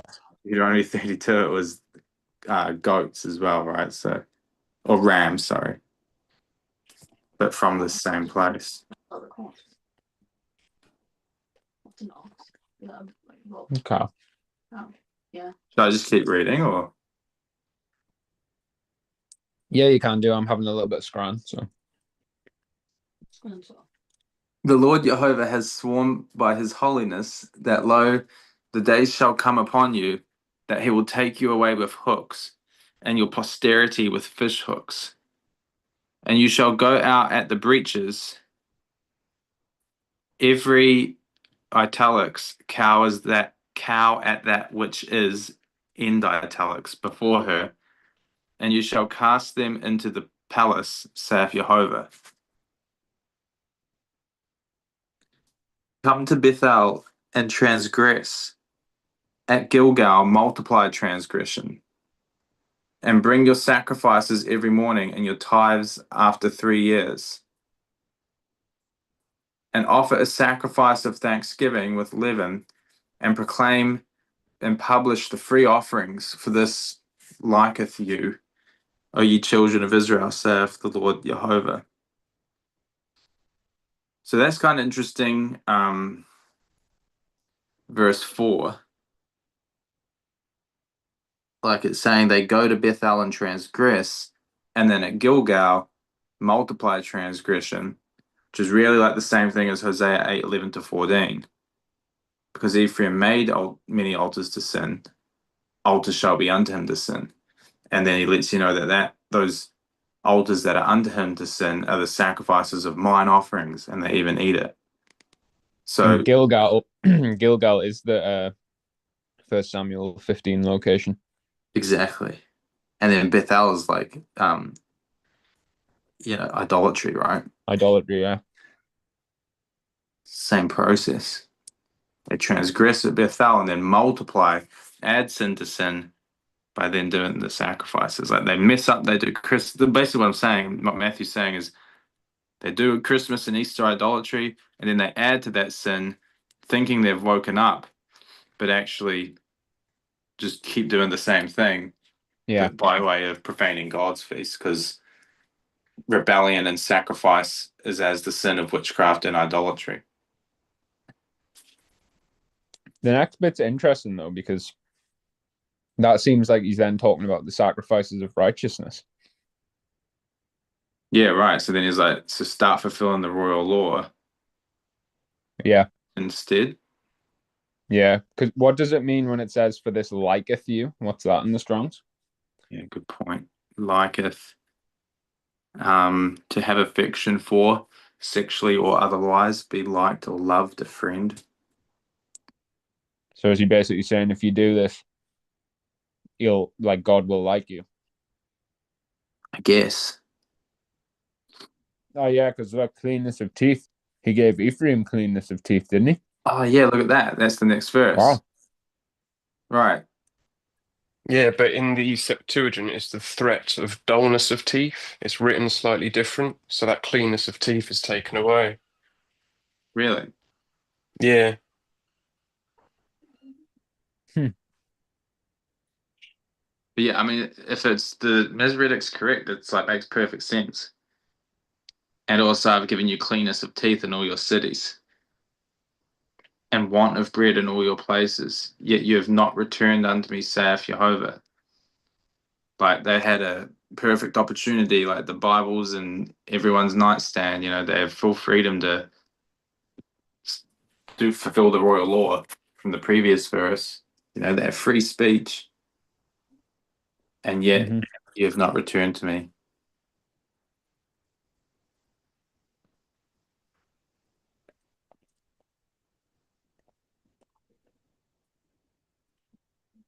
And also, I have withholden the rain from you when there were yet 3 months to the harvest.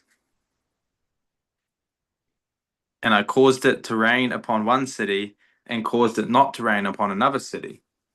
One piece was rained upon, and the other piece whereupon it rained not withered. So 2 or 3 cities wandered unto one city to drink water, but they were not satisfied. Yet have you not returned to me, saith the Lord. I've smitten you with blasting and mildew, when your gardens and your vineyards and your fig trees and your olive trees increased. The palmer worm devoured them. Yet have you not returned unto me, saith Jehovah.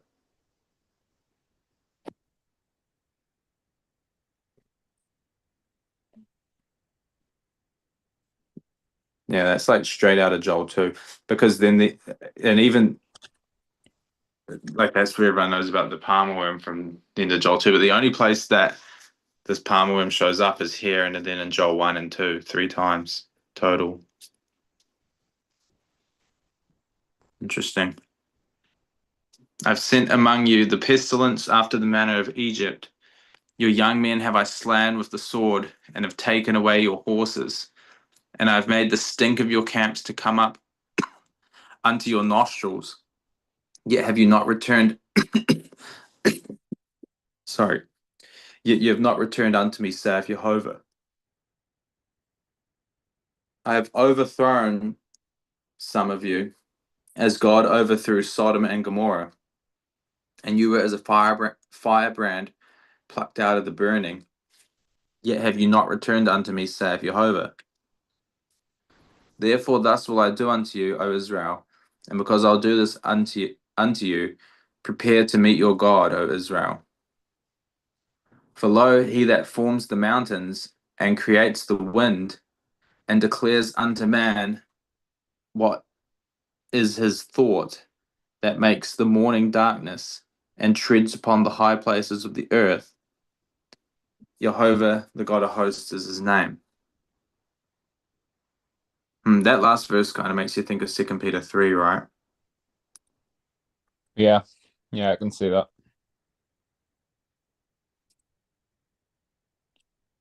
Do you want to expound on that a little bit for people who might not know what that means? So in 2 Peter 3, he says, so he reminds you that he's writing to the beloved, which is the elect in Babylon, from the last verse of his first letter. He says, be mindful of the prophets. And then he's talking about these scoffers who you're going to come up against. And then he goes in verse 5, talking of those scoffers. For this they are willingly ignorant of, that by the word of God the heavens were of old, and the earth standing out of the water and in the water, whereby the world that then was, being overflowed with water, perished. But the heavens and the earth are now, by the same word are kept in store, reserved unto fire against the day of judgment and perdition of ungodly men. So that's like a lot of words, but he's telling you that these people who are scoffing at Jacob, right, the Esau group, are willingly ignorant, not of the fact. Don't like you. It doesn't end at verse 5. They're not willingly ignorant of the fact that God created the world. What they're ignorant of is the story that He created the world, overflowed it with a flood, and then next time He's going to do it with fire. They're ignorant of. Really, what you can do is you can read, for this they are willingly ignorant of, and then just jump straight to verse 7, that the heavens and the earth, which are now by the same word, are kept in store, reserved unto fire against the day of judgment and perdition of ungodly men.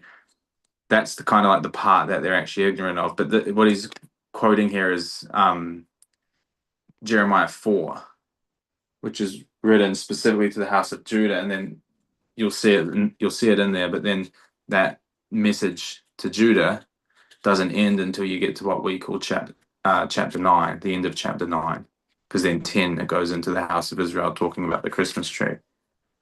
But then so now if you go back, now it should make sense. If you go back to Amos 4, the last verse, it's talking once again about God's creation, right? And it says, judgment's coming on people. He says, prepare to meet your God, O Israel. Below, he that forms the mountains and creates the wind and declares unto man what is his thought, and makes the morning darkness and treads upon the high places of the earth. Jehovah, the God of hosts, is his name. So same sort of thing. Right.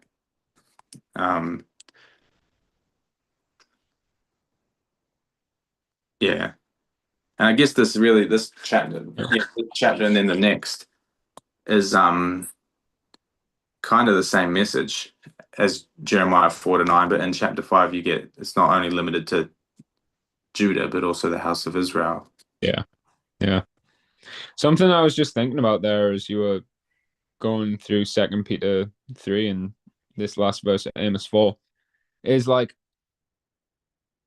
and I hope I can like articulate this clearly enough, because it was just kind of one of those thoughts where you're just like, whoa, like the word of God is so like deep, right? So obviously, like Andrew says, it's not that they're just ignorant of the fact that like he destroyed the earth with a flood and then he's going to destroy it with fire. It's like, so when he destroys the earth with a flood, and the reason for that was because of the disobedience of men, right? He then says, next time I destroy the world, I'm not going to destroy it with a flood, but with fire. So that should like tell you that, okay, so clearly people are going to become disobedient again.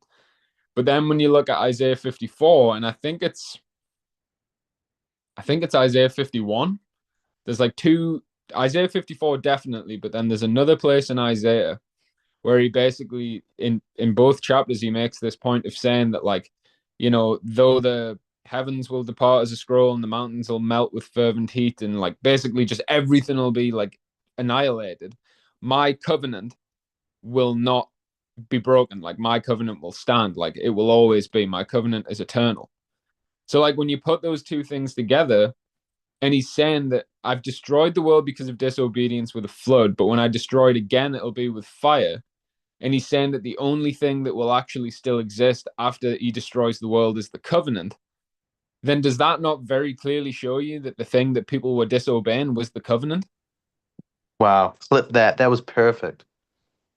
Yeah. Undeniable proof. Yeah. Completely. Bosh. Absolutely. Praise Yah. What's the time?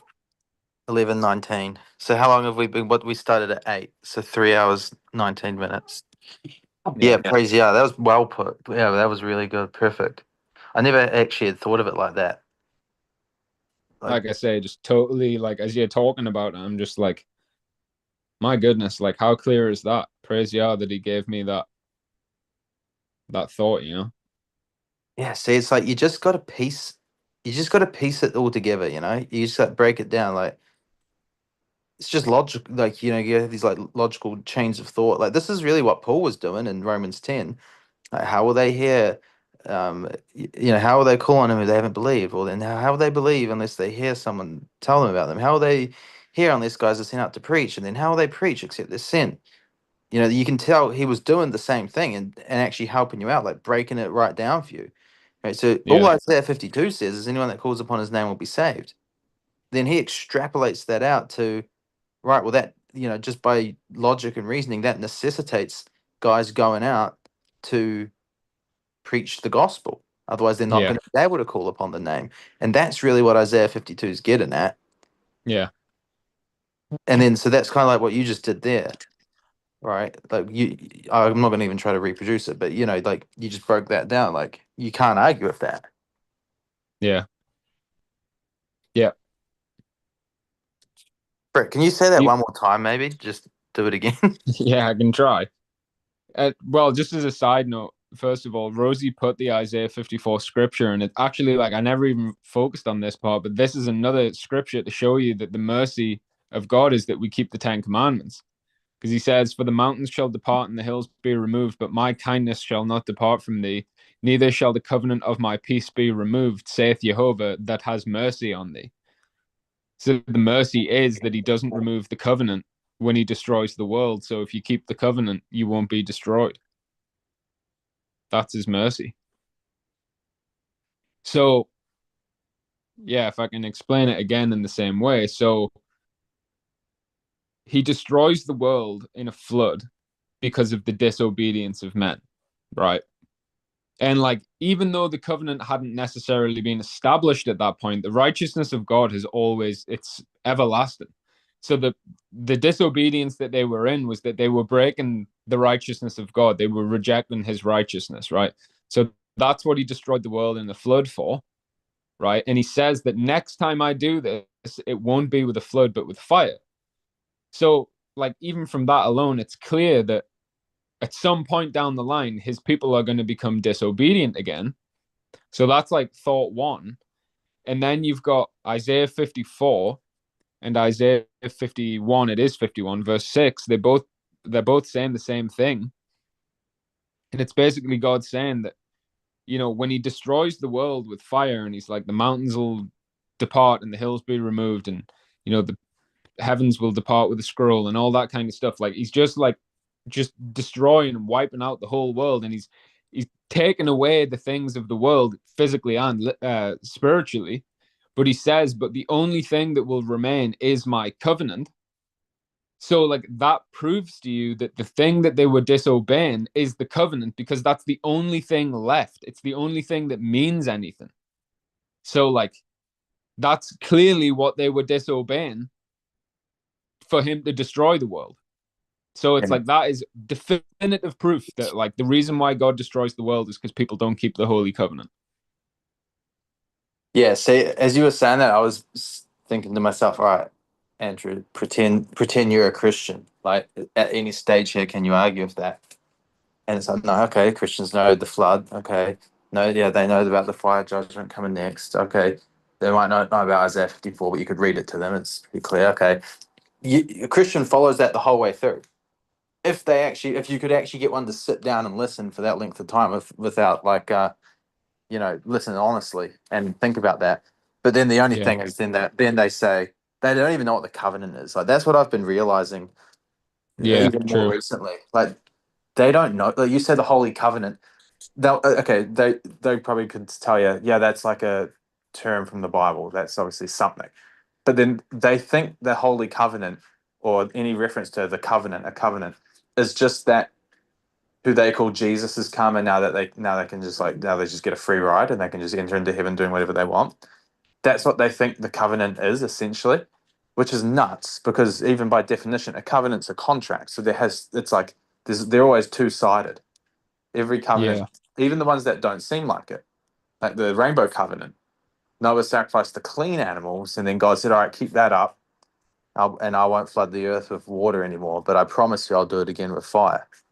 But Yeah. the Christians don't get that, and they just see you could get a Christian with that what you just preached, But then they'll say, well, the covenant doesn't mean the Ten Commandments. That's the only way out for them. But then we've got that down pat, like we Yeah, can we do. explain that easily, Which is just Bro, what goes. wait, Like, hold on, Andrew. yeah. Sorry, look at this. Isaiah 51 verse 6, the other verse that says this same thing. Look at what it says though.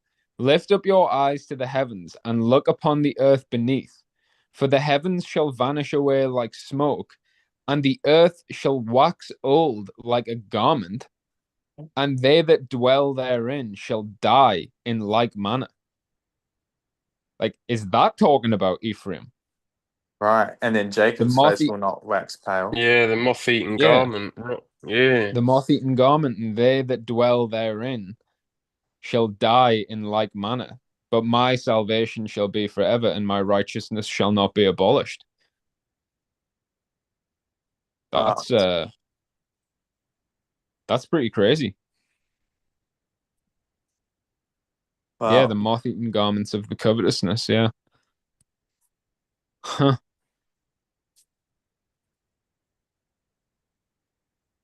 Yeah, that's pretty interesting. But yeah, as a general point, like praise Yah, that's pretty wild actually. Like that feels like oh God, show me in the New Testament where it says we need to keep the Ten Commandments. Boom, you get Hosea 6:6 twice. Yeah. Which once again goes to show, like, if you can prove to people that the God ends the world because people broke the covenant, then separately you can prove the covenant is the Ten Commandments, and they still won't listen, which just shows you that really, it's so true. The big part of our job is that we're actually just establishing people's judgment. Like, so you think about it, because God had it in His prophecy that He's going to make it so that people are without excuse. That means that some other people have spoken to them, right? Like, because if we didn't, then they would have an excuse. They'd say we didn't hear.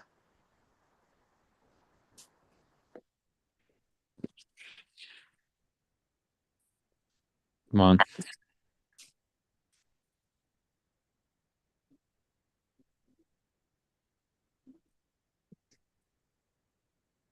Jeez.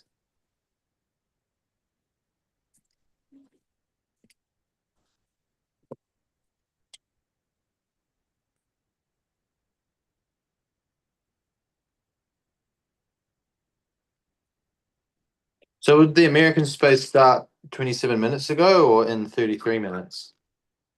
That's what I was just thinking about a minute ago as well. Yeah, I was thinking the same. I'm really confused by this. There's only 75 people in here. In 33. Yeah, it starts at 9, so 33 minutes, I thought, but maybe it changed. What is going on with these time zones?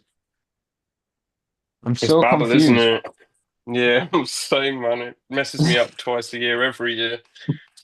Freaking sundial's gone back 10 degrees, guys. But I'm Yeah. I always it always seems like it's annoying and it's a bit of a weird inconvenience, but I'm sure it's normally regulated by this point. This seems to have been going on for weeks at this point. They changed it, bro. And now, bro, they're messing with us. Like, what's going on? Why were people here at 9 o'clock waiting for me? I'd barely fucking scrambled me eggs, man. Straight as the gate after daylight savings is just like freaking herding cats, eh? We all just lose the plot. I know, bro. I don't know where I'm at, man.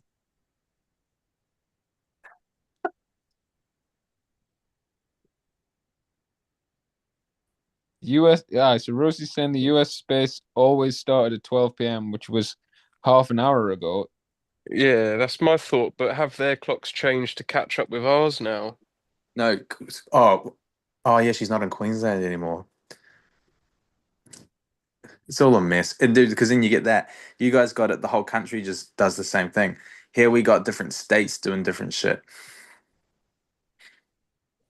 Yeah, what? I don't know. I'm confused. Anyway, whatever. We'll just keep. I mean, yeah, we still need to read Amos 5, so that's we need to get cracking, really. Yeah, Kathy, the Belgium clock did go back Central European time or whatever. I think the same day. Yeah, because it's currently one.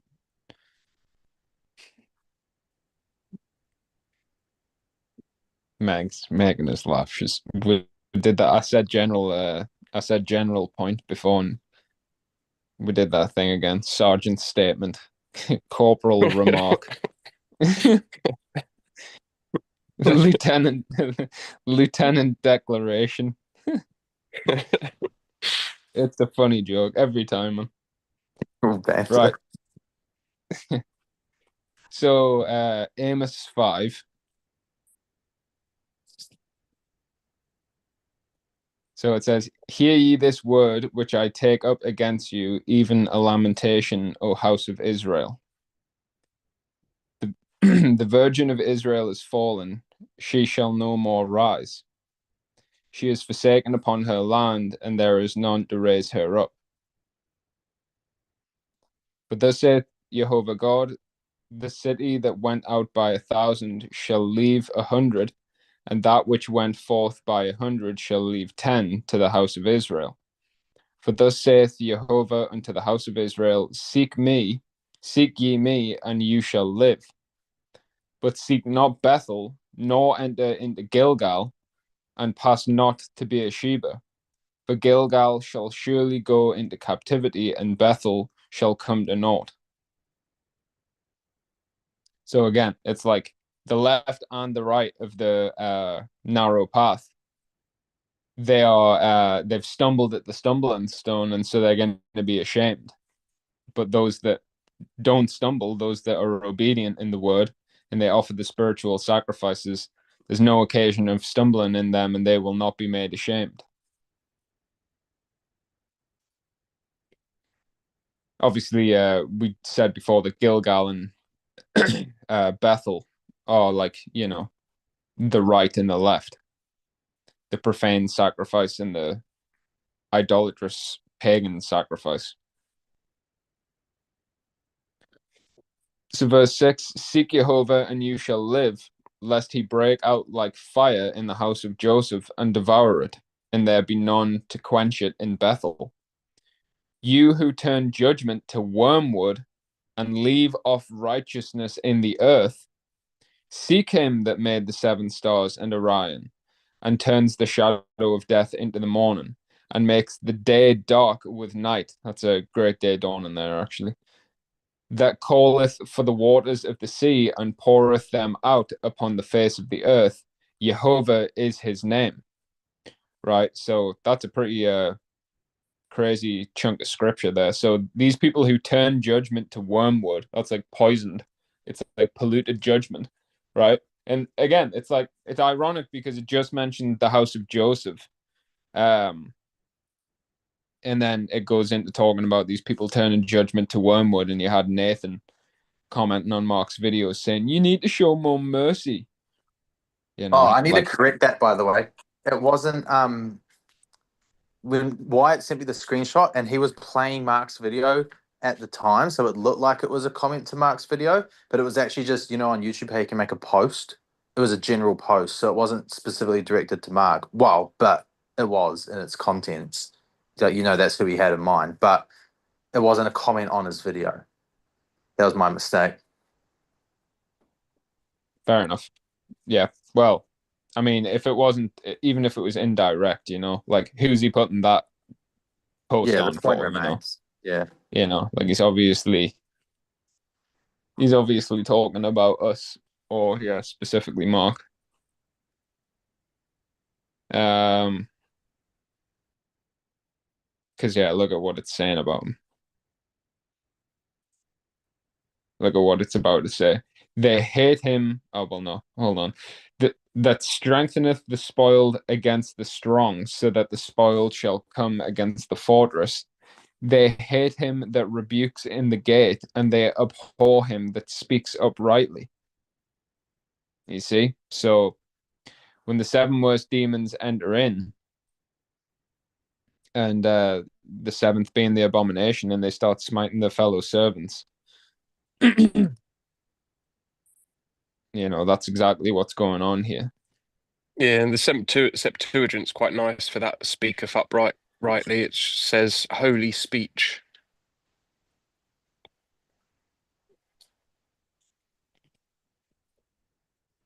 Sorry, say that again, Dan.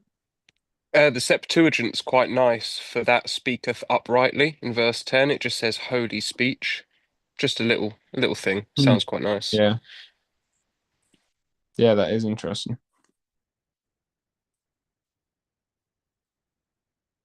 Man. So crazy that it actually like these things are actually in the Bible because like we are actually living this, it plays out in our life every single day. It's just mad that it's actually right here written. And then again, for as much therefore as you're treading upon the poor, right? These like it's telling you that he that rebukes in the gate and he that speaks uprightly is the Beatitudes. Like again, it's just proving the point. You tread upon the poor and you take from him burdens of wheat. You have built houses of hewn stone, but you shall not dwell in them, and you have planted pleasant vineyards, but you shall not drink wine of them.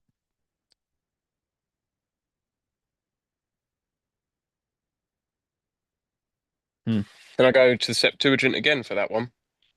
Yeah. So, therefore, because they have smitten the poor with their fists, which has literally happened, but therefore, because they have smitten the poor with their fists, and ye have received of them choice gifts. It's almost like dealing out the corn and the wine to your enemies. You have received of the poor them choice gifts. And then it says the same as the KJV.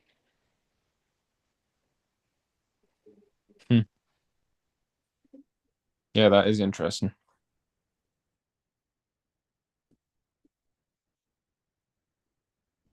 So, verse 12, for I know your manifold transgressions and your mighty sins. They afflict the just, they take a bribe, and they turn aside the poor in the gate from their right. See, wow.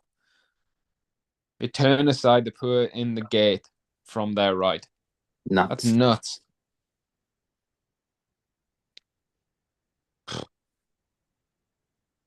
Therefore, the prudent shall keep silence in that time, for it is an evil time. Seek good and not evil, that you may live. And so Jehovah, the God of hosts, shall be with you as you have spoken. Hate the evil, love the good, and establish judgment in the gate. So, like this, it's just such a good chapter. Like he keeps just defining all of these like different idioms, like that's what it means to establish judgment in the gate, to hate evil and love good. And it may be that Jehovah of hosts will be gracious unto the remnant of Joseph.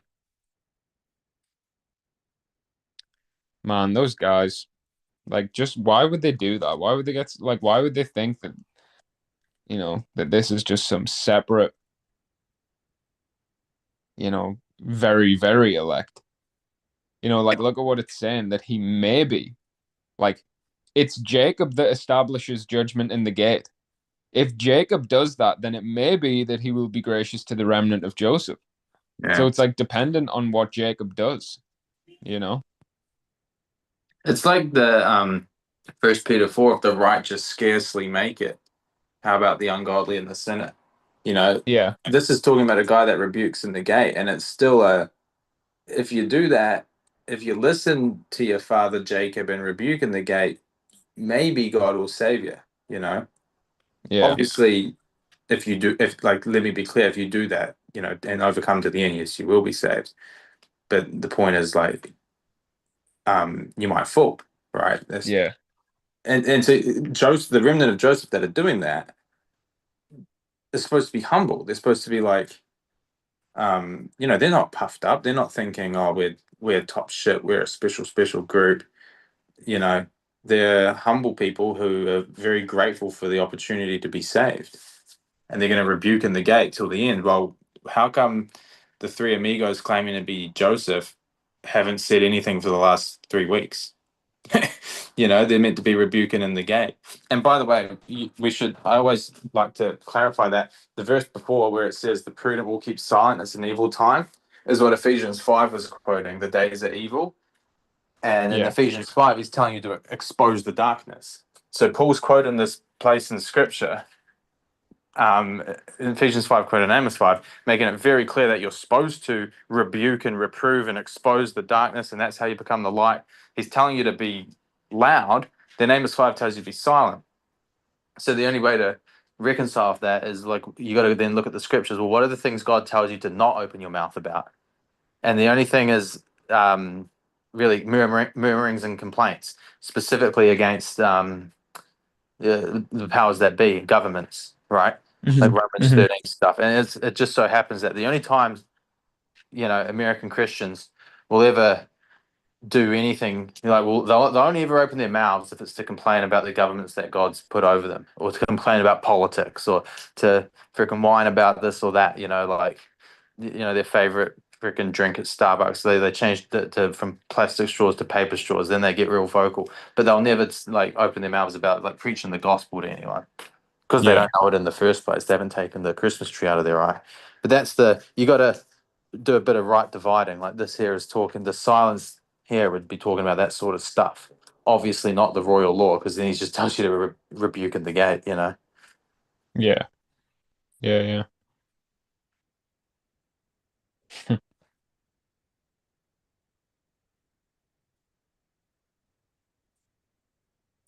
Man, Amos 5 is such a good chapter. Yeah.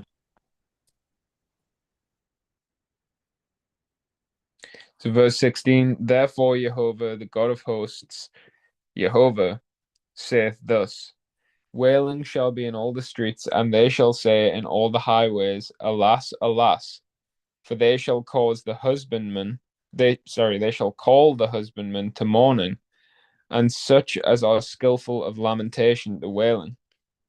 And in all vineyards shall be wailing, for I will pass through thee, saith Jehovah. So it's pass through these like pass over, isn't it?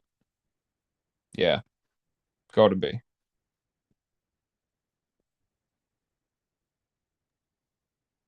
Yeah. Yeah, because then woe unto you that desire the day of Jehovah when he passes over.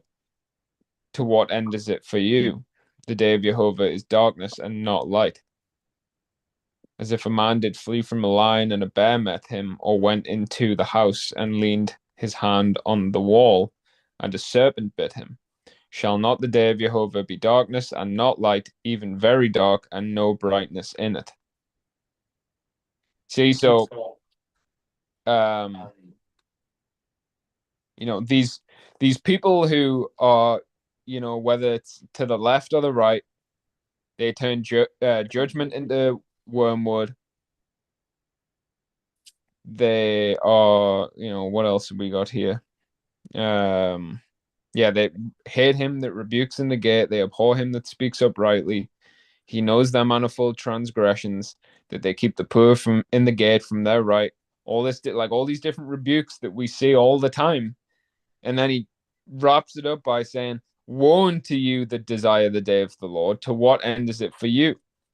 Like all these people who think, whether they're going to get raptured, or they think, like the Torah movement think they're going to be they're like going to be preserved in the wilderness in the Ozarks, but they desire that day because they think that it's a good day for them. But he's saying, like, what end is it to you? It's a day of darkness for you. It's the time of their visitation, of their calamity, of their perplexity. Like it's when they're gonna go into the tribulation to be redeemed with death. So like that's one of those verses where it's like, can you even believe that that's actually in the Bible, that it actually says that? And it's very dark and there's no light in it, because at that stage, the 144,000, or the very elect, the light to the world, are taken out the way. The wrath Yeah. of God's not appointed to them. So now it's very dark. No one's there to be the light anymore, to expose the darkness. Yeah, exactly. Which isn't just, that's another one of those things. You know how we always see these things that are like ironic? God, like the punishment fits the crime. You want this, all right, here, you get it. Like you see that time and time again. Well, there's like another one, right? They hate the guy that rebukes in the gate. So God takes them out the way, and now they're not on the earth anymore, and God's grace removes, and it's just like hell on earth for 3.5 years. You Yeah. know? Yeah, that is ironic, actually. Yeah, they're gonna realize that like the people that they hated were like the only people that was actually like holding the world together somewhat. Yeah.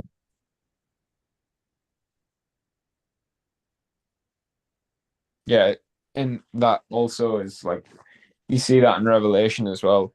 Like when the four archangels they have power to destroy the earth, but they're not allowed to do it until the 144,000 are redeemed from the earth. Yeah. Yeah.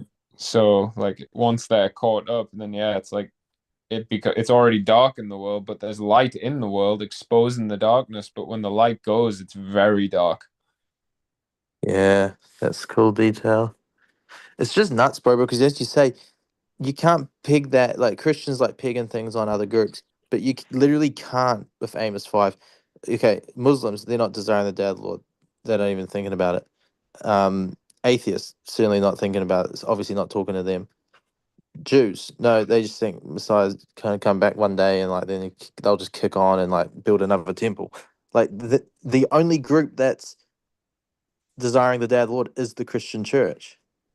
Yeah. Like, what do they even? I've never even heard the Christian doctrine on Amos 5. Like, what's the standard excuse? Because they got to have an excuse, right? Like, what do they say to that? How do they deal To with it? me, many times it's been, oh, that's to the Gentiles, that's to the Gentiles, which it clearly isn't. They're just, Well, yeah. But I how could also they see possibly try and Torah think movement saying the same thing, pre-trib rapture in the Torah movement. So they're saying it's that's to the Gentiles, but they say they are the Gentiles. Yep, I've had one person say it's to the Muslims, which is crazy. Yeah.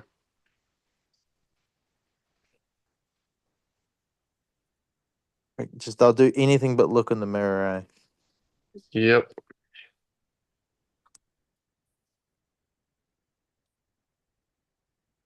That's crazy to try and pin that on the atheists.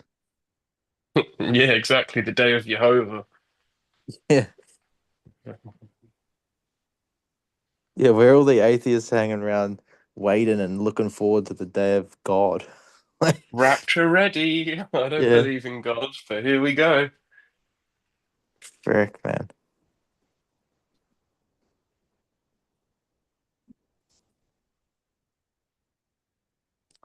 Yeah, that's something else that like.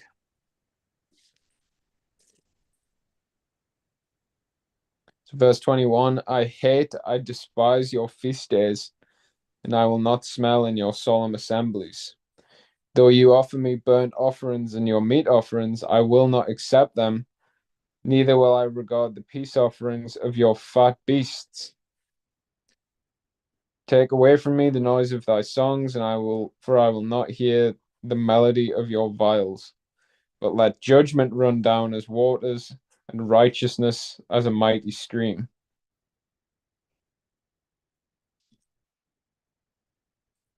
Yeah, so well, I mean, because it's like I was thinking in my head that I was like, would that be Christmas or Easter? But I mean, in this case, I think it's probably like both because it starts off talking about Gilgal and Bethel, So, and then that First Samuel 15 is just such a gem because it shows you that like even though there's differences in like the prophecies of what they're gonna do to get there, like ultimately, like to God, they're the same thing. Like it's both are just as abominable to him, as each You other. said, dude, you said, would that be Christmas or Easter? You meant, would that be the feasts? Oh shit, yeah.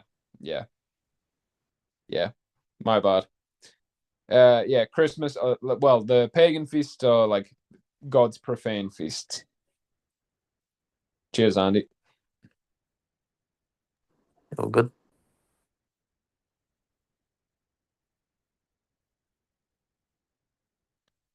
Oh, Dan, are you saying you've had two comments saying Amos 5:18 has already happened?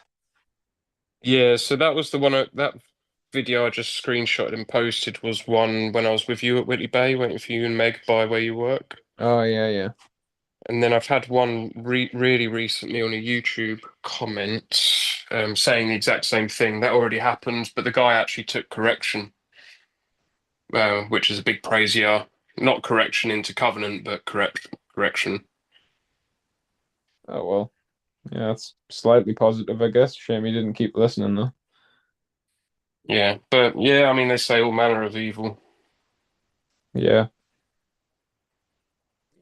Yeah, well. Yeah, so yeah, it's like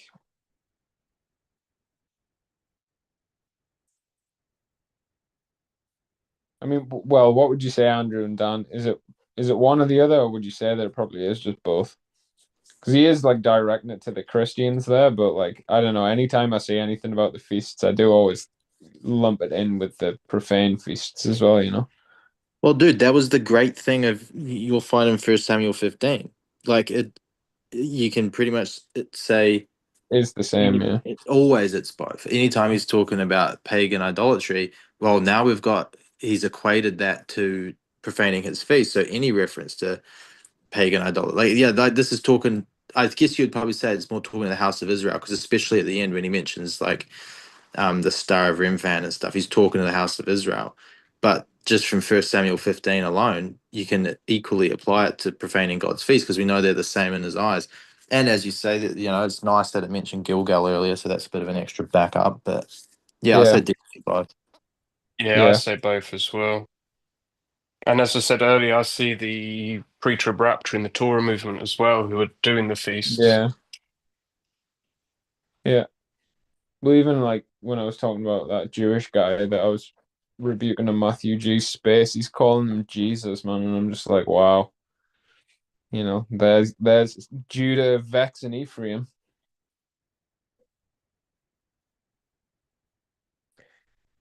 But yeah, so just like Isaiah 1 verse 24, he says, "But let judgment run down as waters, and righteousness as a mighty stream." So that's the same rebuke in Isaiah 1.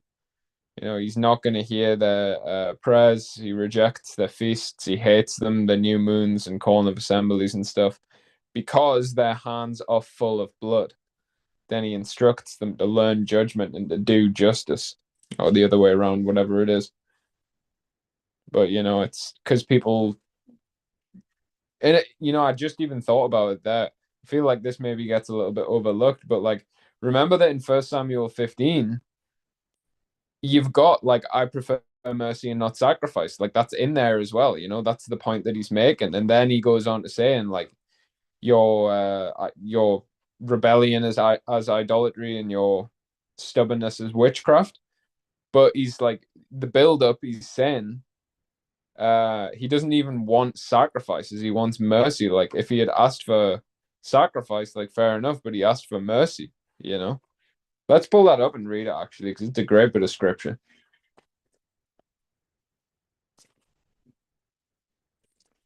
So First Samuel 15, we'll go from verse 22. And Samuel said, "Has Jehovah as great delight in burnt offerings and sacrifice as in obeying the voice of Jehovah? Behold, to obey is better than sacrifice, and to hearken, whatever, than the fat of rams. For rebellion is as the sin of witchcraft, and stubbornness is as idolatry. Sorry, is as iniquity and idolatry. Because you have rejected the word of Jehovah, he has also rejected thee from being king." That's nuts. So many were called to become kings. But because you reject the word of God, he rejects you from being a king. And when you reject the word of God, you offer sacrifice and burnt offering instead of obeying his voice. You miss mercy over sacrifice. So you're not going to do the righteous judgment that he desires. Yeah, true. I never thought about this, but then compare that to Hosea 4:7. Or is it in 6? Like people are destroyed for a lack of knowledge, and because you Yeah, rejected 4:6. knowledge, I'll reject you, and you'll be. Does it say prince or a priest or king? You'll be no priest to me, I think. But I mean, Priest, yeah, I think, yeah. same thing. Yeah, kings and priests, one and one. And then he goes on and gets an evil spirit. Yeah. Yeah, and then he wants to kill the anointed who takes his crown. Yeah, it's just nuts. Like frick, man.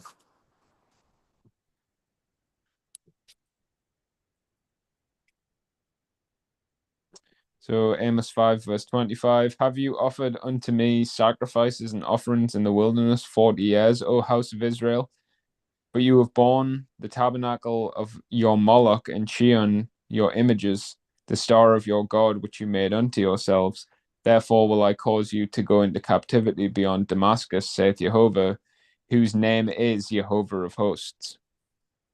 Nice, never actually picked up on the name thing at the end there. Is that in Acts? Or does he not include that bit? Yeah, that's he doesn't. Oh, maybe it's worth a look, but I'm pretty sure he doesn't include that last verse in Acts 7. Yeah. But people use that, and then because even Christians do this. They use that to rebuke the Star of David that the Jews have. But really, I think it's like I don't really like. You can't do that because it's that specific part is read into the house of Israel. So, like if you're going to use that to rebuke Judah, they're just going to, if they're onto it, like they'll just throw that back at you. They'll say, "Oh, we're not the house of Israel," Yeah. even though, hey, I was just saying, yeah. yeah, yeah, and then usual teaching, Stephen changes it to Babylon in Acts 7. So that means it's a future prophecy for Mystery Babylon. Yeah. I got it pulled up here. It says, then God turned and gave them up to worship the host of heaven, as it is written in the book of the prophets. O you house of Israel, have you offered to me slain beasts and sacrifices by the space of 40 years in the wilderness? Yea, you took up the tabernacle of Moloch and the star of your god Remphan, figures which you made to worship them, and I will carry you away beyond Babylon. So yeah, it is pretty insane that it says that, because it's showing you that when the house of Israel in the last generation is doing the same thing that they were doing in 2 Kings 17, instead of taking them away beyond Damascus, which is where they went into Assyria back then, this time he's gonna put them into great tribulation, like in Mystery Babylon. Yeah.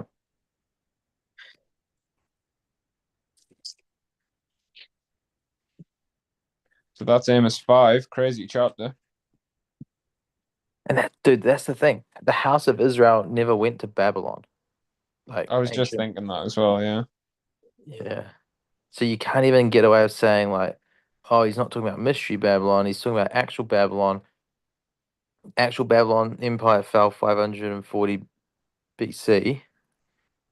And even then, so what you'd be saying is the house of Israel, the northern kingdom, who are already scattered at that point when Stephen's saying that, somehow like went to Babylon, which was already gone anyway, and then like it makes no sense, It has to be Mystery Babylon. Yeah. That's so Yeah, nuts. House of Israel was already removed by then, right? Yeah, long gone. Yeah, exactly, yeah. Yeah, it was like 150-year difference between the two, wasn't it? The captivities. At least, yeah. Yeah. It's like five something that Judah went into Babylon. Yeah.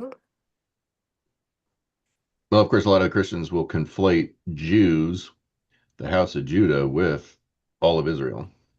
So Yeah. Yeah, they see Israel,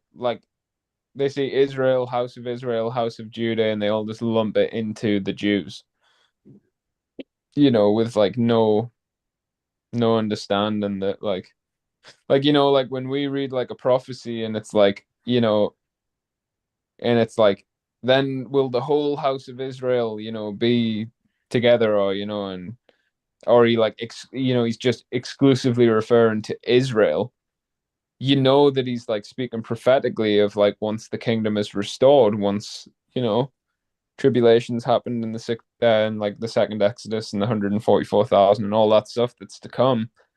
So like when you understand that, like you have a much better understanding of what the prophecy is actually saying. But like if you don't know like the different like groups, the nuances in the groups, and then the prophecies, you're just going to miss so much, you know?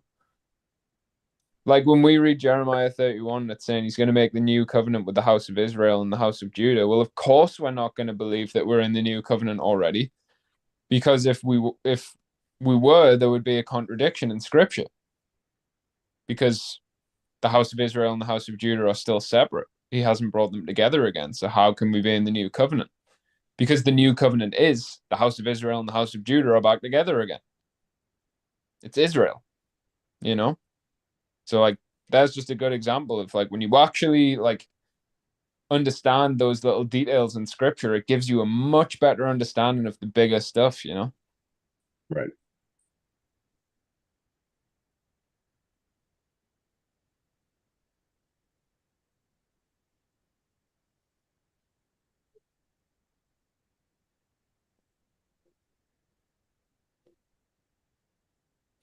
That space flew over today and it was like an hour longer than normal.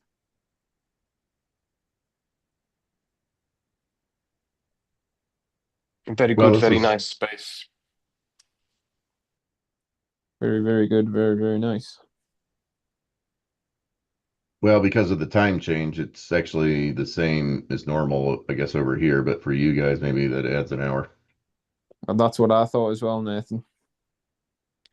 But I don't know what's going on with the time changes. People were waiting for us an hour earlier than I normally am expected. And Right. didn't I get you to start the space an hour early last week because of my own confusion? Yeah. Yeah. Now, this only affects, I think, East Coast United States. So, like up to a certain point, I don't think I'm not sure if they do the time change in like California. I mean, they do where I'm at.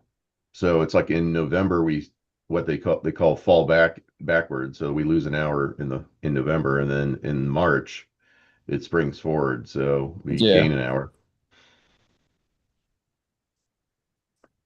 I mean, I do get it. Like, it is effective in giving you a bit more daylight, but it's like, well, Right. we've got lights now, you know? Yeah, I think part of it has to do with school buses picking up kids, because not everywhere, I mean, might have a country house or something out in the middle of nowhere. They don't have effective lighting everywhere. So they make sure that there's enough light out there when they pick kids up in the morning. Yeah. Yeah, sorry to stay on a worldly topic, but I view it as the opposite. You'd want more light at the end of a day when people have worked their 8-hour shift and are tired driving home. Right. I think the British Heart Foundation did a number of studies, and one of them showed that heart attacks increase at the daylight savings time. I think it was globally or just UK by 21 or 24%. It's bizarre. Yeah. Anyway, I'm going to enjoy my risotto. Yeah, I think Oh, it's road really rage lovely. increases too at the drive home. Yeah, that's true because everyone loses an hour's sleep. Because like no one's like, oh, I'll go sleep earlier tonight because it's like so everyone loses an hour of sleep and then everyone gets real sick.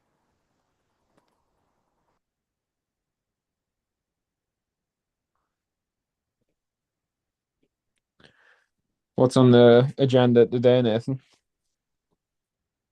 Well, I mean, nothing in particular, but based on what you guys were talking about and just seeing how things are with the group as a whole and, going back to basics, certain things, especially talking about, Book of the Law versus Holy Covenant wouldn't be a bad thing to go through. Yeah. We talked about reading through the book of Daniel in the actual order and including all the parts of it, like the prayer of Azariah and Susanna and, Bell and the Dragon. Selling the dragon and that, yeah. So that was what I was thinking. See where the day takes us. I can say that that video I just put out, because I do touch upon Jonah, but I was only focused on like what Christ was doing, regarding, in Matthew 12, regarding his death, burial, and resurrection. I didn't really comment too much on it, but there's some, things you guys pointed out that would be an improvement to that video Yeah.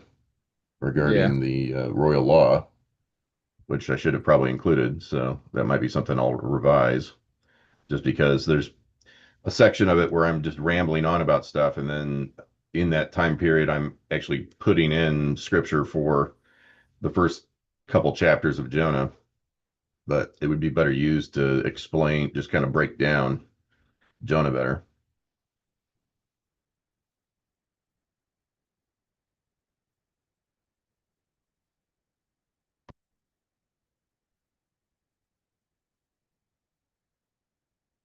Yeah, it seems like looks like Antonio did a video on Jonah.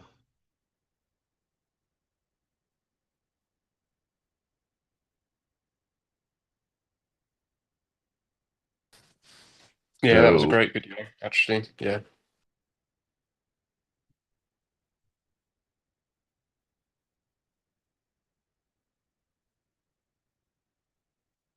so I don't know if is Andrew going to switch it?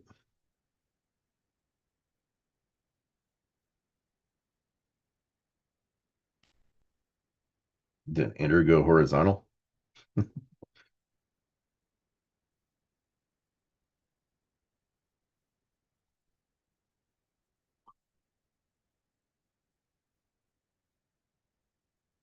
Anyway, I guess we can go over Book of the Law, Holy Covenant.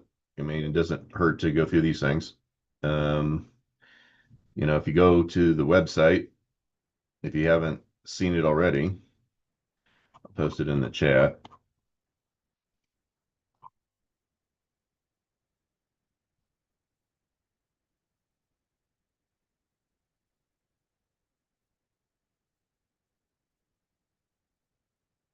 This is kind of a break. This is a breakdown of what the differences are between the two things. Um, let's see here. Trying to find what maybe I closed it. All right, so there's different little key phrases you'll find throughout the book regarding the law of Moses versus the Ten Commandments or the Holy Covenant. And of course, there's multiple covenants in the book. Some of the covenants apply to certain people. Like, for instance, there was a covenant made with David that, he